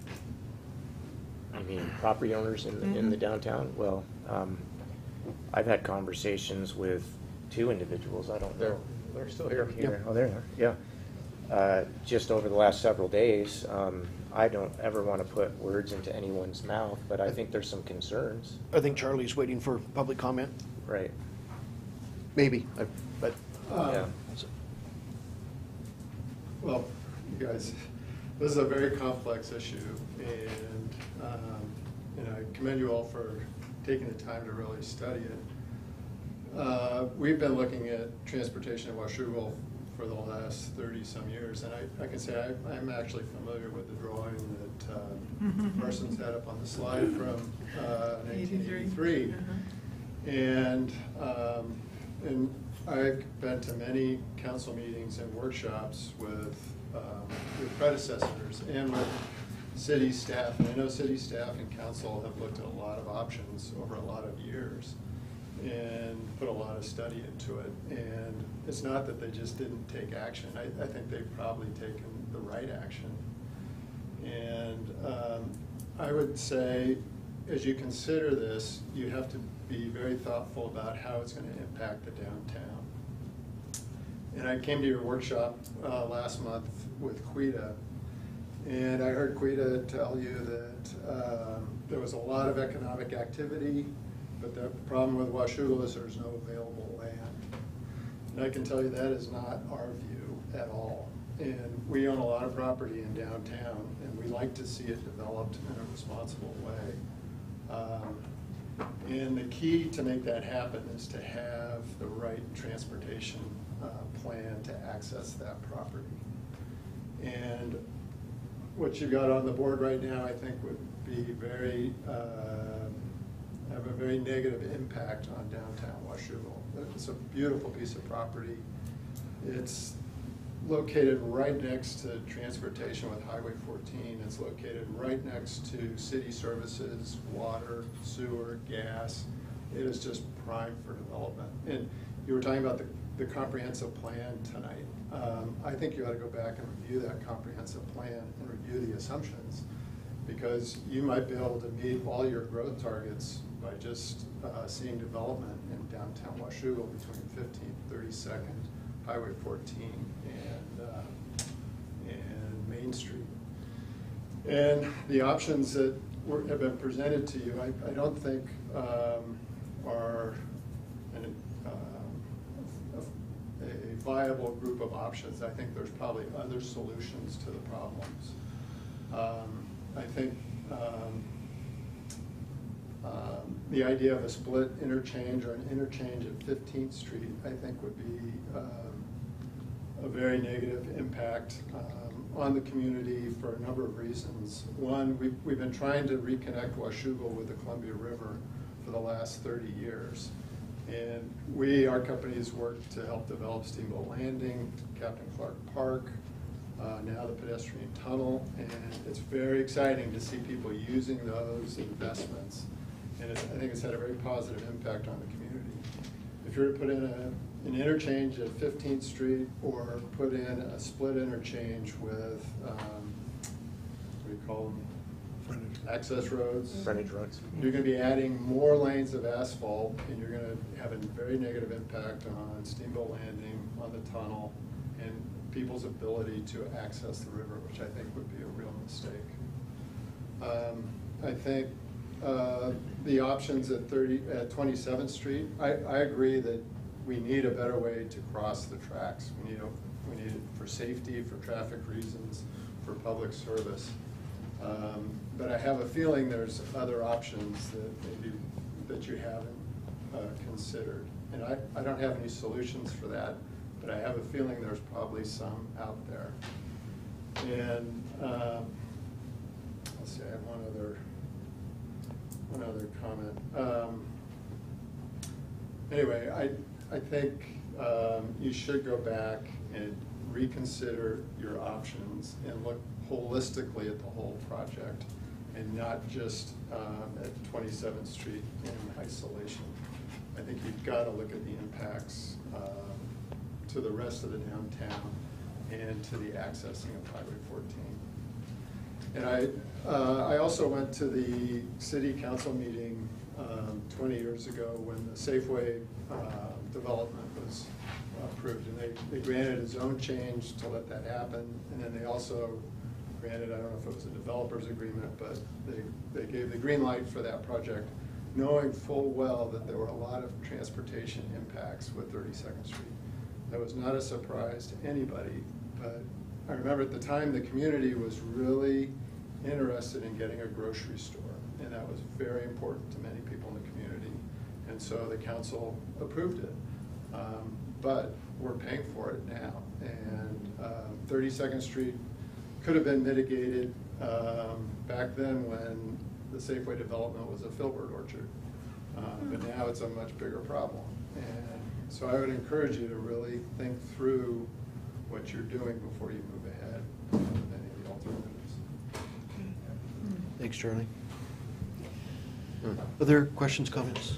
Yes, I'm just agree with what Charlie's had to say, and again, encourage some thoughtful, I think you can drive all over this community and look at rush decisions that weren't made in the perspective of the bigger whole of trying to get this community to a positive place. And these frontage roads would be a huge, they're a killer. We've got a little bit of momentum, not even close to economic viability. The little retailers, restaurants and stuff we have down here have 1,000,000 miles to go before they're going to be profitable. But they're what's driving the white-collar jobs now showing up. And with the pedestrian tunnel, some of the access we have to the river, there's some amenities in Washougal that can't be repeated anywhere else. And like I said, before you head down a track that's going to walk you into those frontage roads, I would spend some time deliberating that, because it is this city's future, and it needs to be, again, there's examples all over this community of what wasn't done right. We need to start getting a few things right, looking out 30, 40, 50 years. And I would also, sort of unrelated, because it's a business I was in, I would really, really reassess these projected rail capacity issues. You know, there was a coal terminal built in Portland in the early 80s, millions of dollars spent, millions of tons of coal were going to go to Asia. That facility handled 0 tons of coal.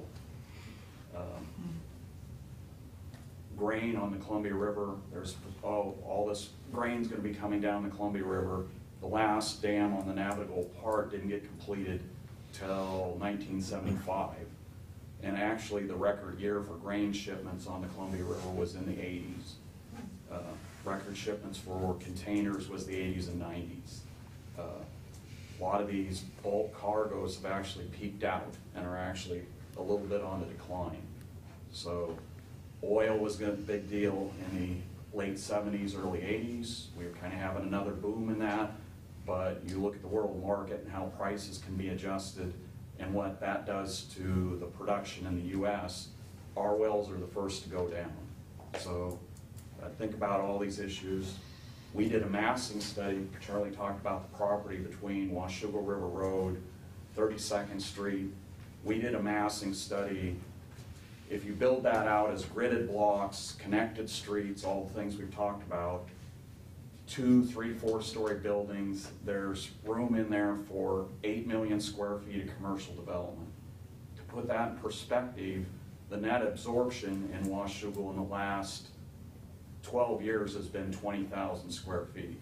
So it's going to be a long time before we need up that hill. Council, any additional questions, comments? Okay. David, you've got another item on here on budget. And I just need a moment to get into, I'm not sure if it got loaded in Keynote. Chris is free to go. Thank you. Thank you, Chris. Thanks, Chris. Yes, Thank you. I appreciate the opportunity. Thanks for staying for the overtime. No problem.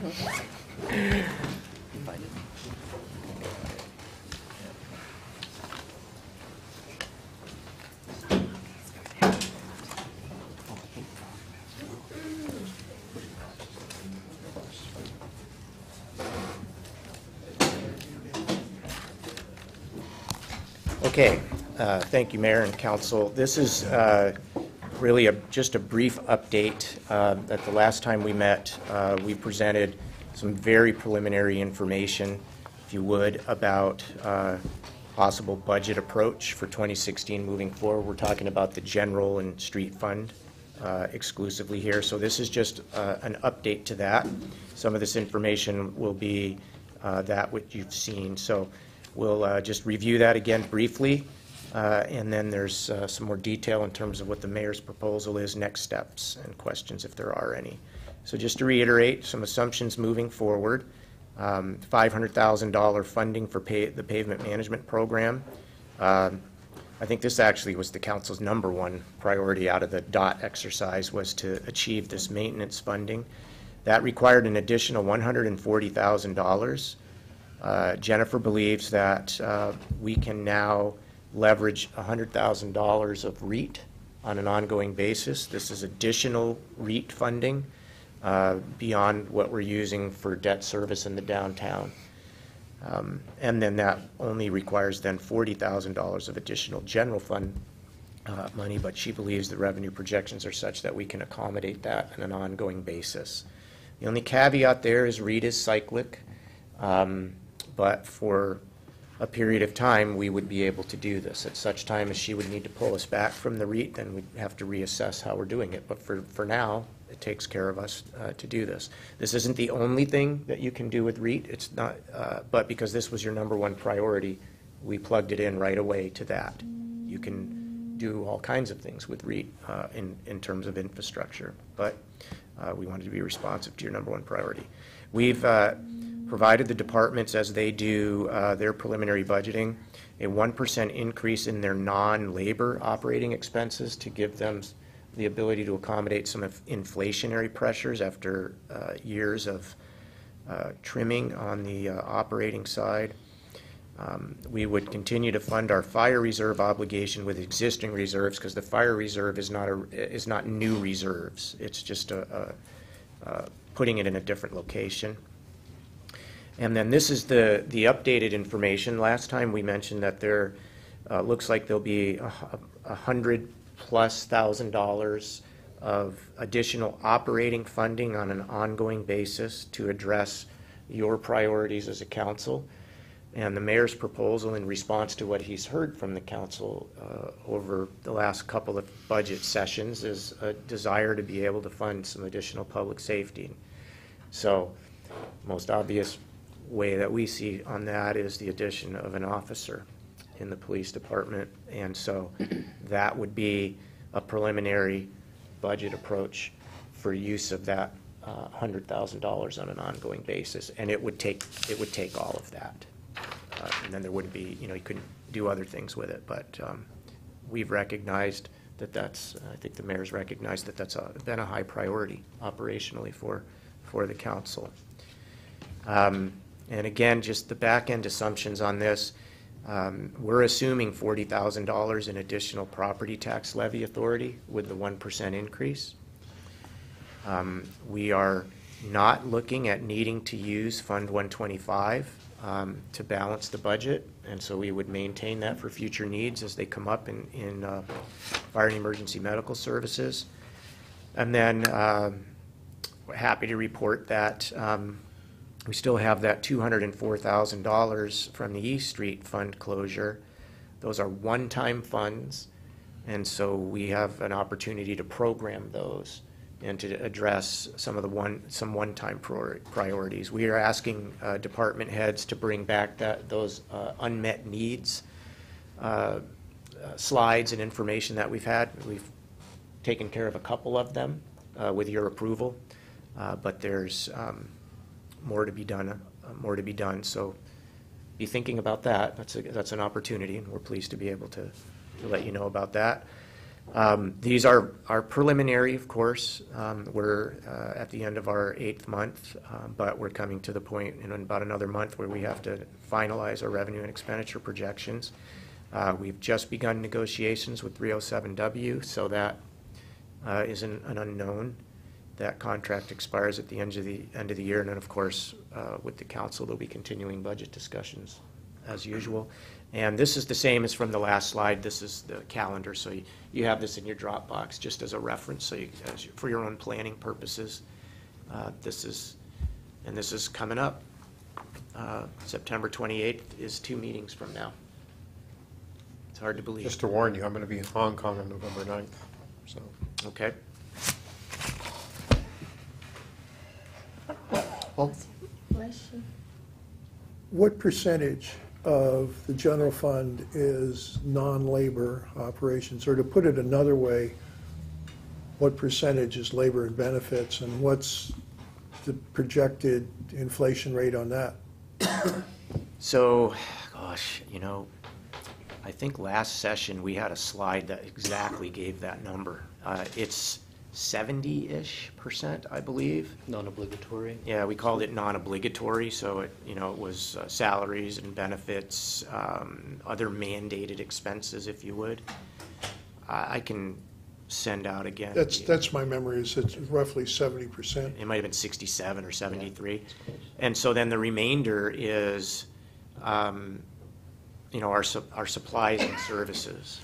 But do we have I can't remember a year that labor and benefits went up 1%. Right. So we have for police, we are implementing the contract, and I'm going to forget now exactly what their salary increase is from the arbitrators award in 2016, but it's 3 or 2%, if you recall. There are single-digit increases expected for benefits, as is, if the packages stay as is, or as they are. We don't have the final one, I think, from Kaiser, but we did get it from Regents. The high deductible plan is going up a little bit more than the non-high deductible plans, and we have both some. I don't know if any 307 members went to the high deductible plan, but about half of the non-represented team did go to the high deductible plan, saved the city some money. And then there are some assumptions built in with respect to some of the other labor costs I probably would prefer to talk about in a different setting. Labor-wise, we're we're certainly not assuming 1%. The 1% assumption that we have is for non-labor items. Exactly. Right, and Exactly. he wanted to know what we were. And that's yeah. no more than 30% of the budget. Right. Exactly. So it's not a huge number, and there are pressures. Absolutely, there are pressures, whether it's through negotiations, arbitrators' decisions, or and we're still waiting for the results of the market analysis, and that all has to come together as well. So that's why that's why Jennifer likes it when I say very preliminary, because there's still some unknowns. That's always the challenge for us, you know, in the annual cycle. Other questions? November 2nd is just a workshop? Just Right. Because it's November, we're doing three Right, meetings. yeah. Right now, well, in terms of the budget, we would plan to have time set aside at the November 2nd workshop to discuss the budget. There's still a council meeting that night. But there's still a meeting, yes, so there's just still as council. a reminder. This is just budget discussion so far. This is not your entire council schedule. Well, it's just budget. That's your birthday. Okay. Happy birthday in advance. We don't have to have a workshop on the budget then. It's a placeholder. In the past, the councils wanted to use it to discuss the budget. Okay, moving on finally to public comments. Final opportunity for anyone from the public. Richard, come on up.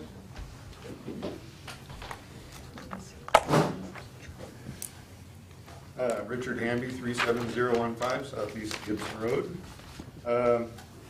Just talking about the railroad overpass and overall transportation issues. I'm going to start out by pretty much seconding, I think, almost everything that was said by Mr. Bishop and Mr. Hickey.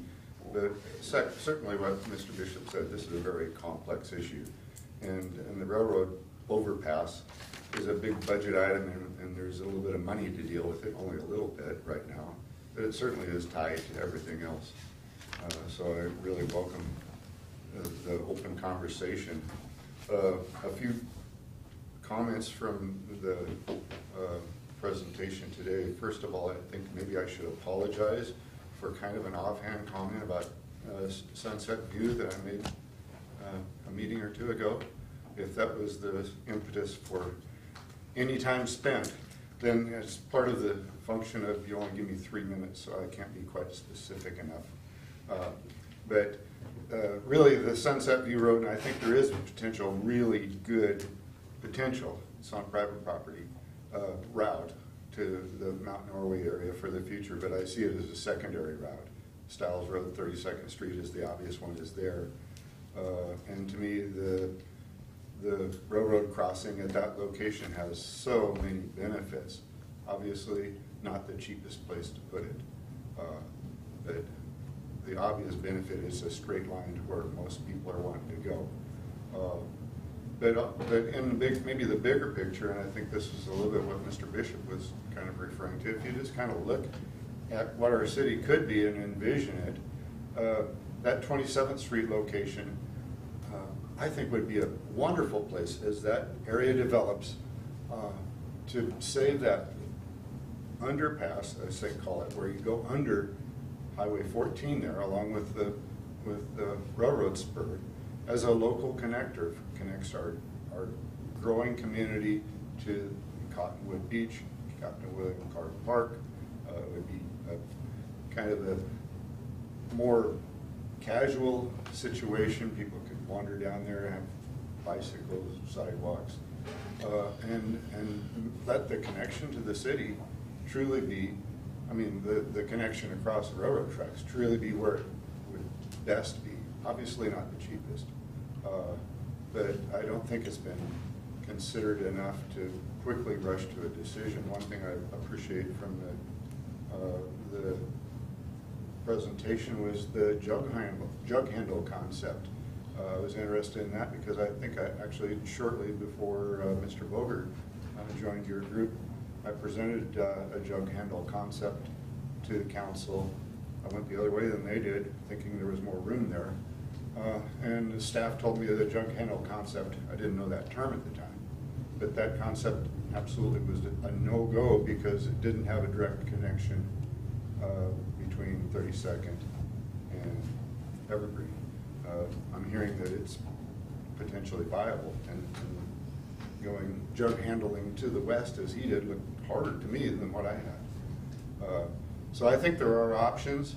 I don't think, certainly I agree that things shouldn't be studied to death, but I think that maybe some really viable options have been disregarded for one reason or another. This is a significant problem, ongoing, but current too. I mean, right now, the traffic issue at times is beyond inconvenient. It really is a safety issue. But looking to the future is something that's so important right now. As you're looking at this issue, you're kind of bemoaning the fact that past decisions didn't look forward. And so you've got constraints at the 32nd Street location. I literally lived across the street from the Minimart back in the 60s when it was built. And the folks back then, I think, can be forgiven for not realizing that it was maybe going to be in the way someday. The development over in the Safeway shopping center area, I'm not so sure that that was a good decision. It starts to become foreseeable. And now it's really foreseeable. And I agree. Actually, development is the speed of development is kind of dictated by the economy, and it's a little bit hard to predict. But one day, whether you decide that this line is where it's at, or you bump it in a little bit, one day it's going to be out beyond all that. It's just the nature of things. It's just a matter of time. And somebody in the future, if you've provided some really convoluted way to try and get from point A to point B, is going to be looking back at the decisions made now and bemoaning these decisions. So I really encourage you to not waste time, but carefully look at the situation. Thank you. Thanks, Richard. Anyone else? Okay. Going to Mayor's report, I've got only a couple of items, and I'll defer to Councilmember Lindsay in regards to Seaman and our newest resident in the downtown. Couple items for your calendar considerations. This Sunday on the 30th, we have the stand-up paddleboard competition down at William Clark Park. Any members that would want to go down and see what that's about? And then September 8th, Rose, do you want to take a moment and let council know about the potential award that our Refuel Fridays are up for? Yes, Washougal Refuel Friday Group has been nominated as one of the 2 finalists now for the Collaboration Award, the nonprofit network. So they'll be offering, I think, 5 or 6 different awards, but we won't know until then whether or not we receive it. So that is September 8th at the Heathman from 5 to 7. Tickets are $20. You can go online and register for that. So we're hopeful and optimistic that if we get the award, it might open some doors for some possible funding and some grants. They are working on starting a GoFundMe account so they can start buying some paper products and some other things. They're currently, if you don't know, they're serving out of Silver Star Search and Rescue due to the remodel. So they served a record number of 56 people on Friday. Don't downplay your role in that, Rose. Yeah. You were the catalyst. A lot of good volunteers. Thank you, Rose. Councilmember Sprint? Well, it's sad to go to the celebration of the life of Mark Lampton. Quite an impressive ceremony service. I mentioned earlier I met with Matt Ransom, and he says our Overcross project at 27th would probably score pretty high on the RTC scale, so that certainly will weigh into my calculus. Also met with Eric Hovde on the performance of Quita, and he wanted my input on where I think Quita should go, and I'm a little bit more inclined to go to things that aren't traditionally thought of as for economic development activities. Usually you try to bring in base employment and things like that. I'm starting to think that we ought to look at providing some commercial activities for our own people to do their shopping and eating out in restaurants here rather than going to Vancouver. And I think that would have a ripple effect to base employment. So I think that's definitely I think it's hard to get people that are in that business, the economic development business, to start thinking that way, because they just bring in all these jobs and all these light industrial parks. And I think we probably have, maybe not enough of that, but relatively speaking, I think we need more ability to provide additional retail here for us. That's my opinion, at least. That's a great point. Second. Great.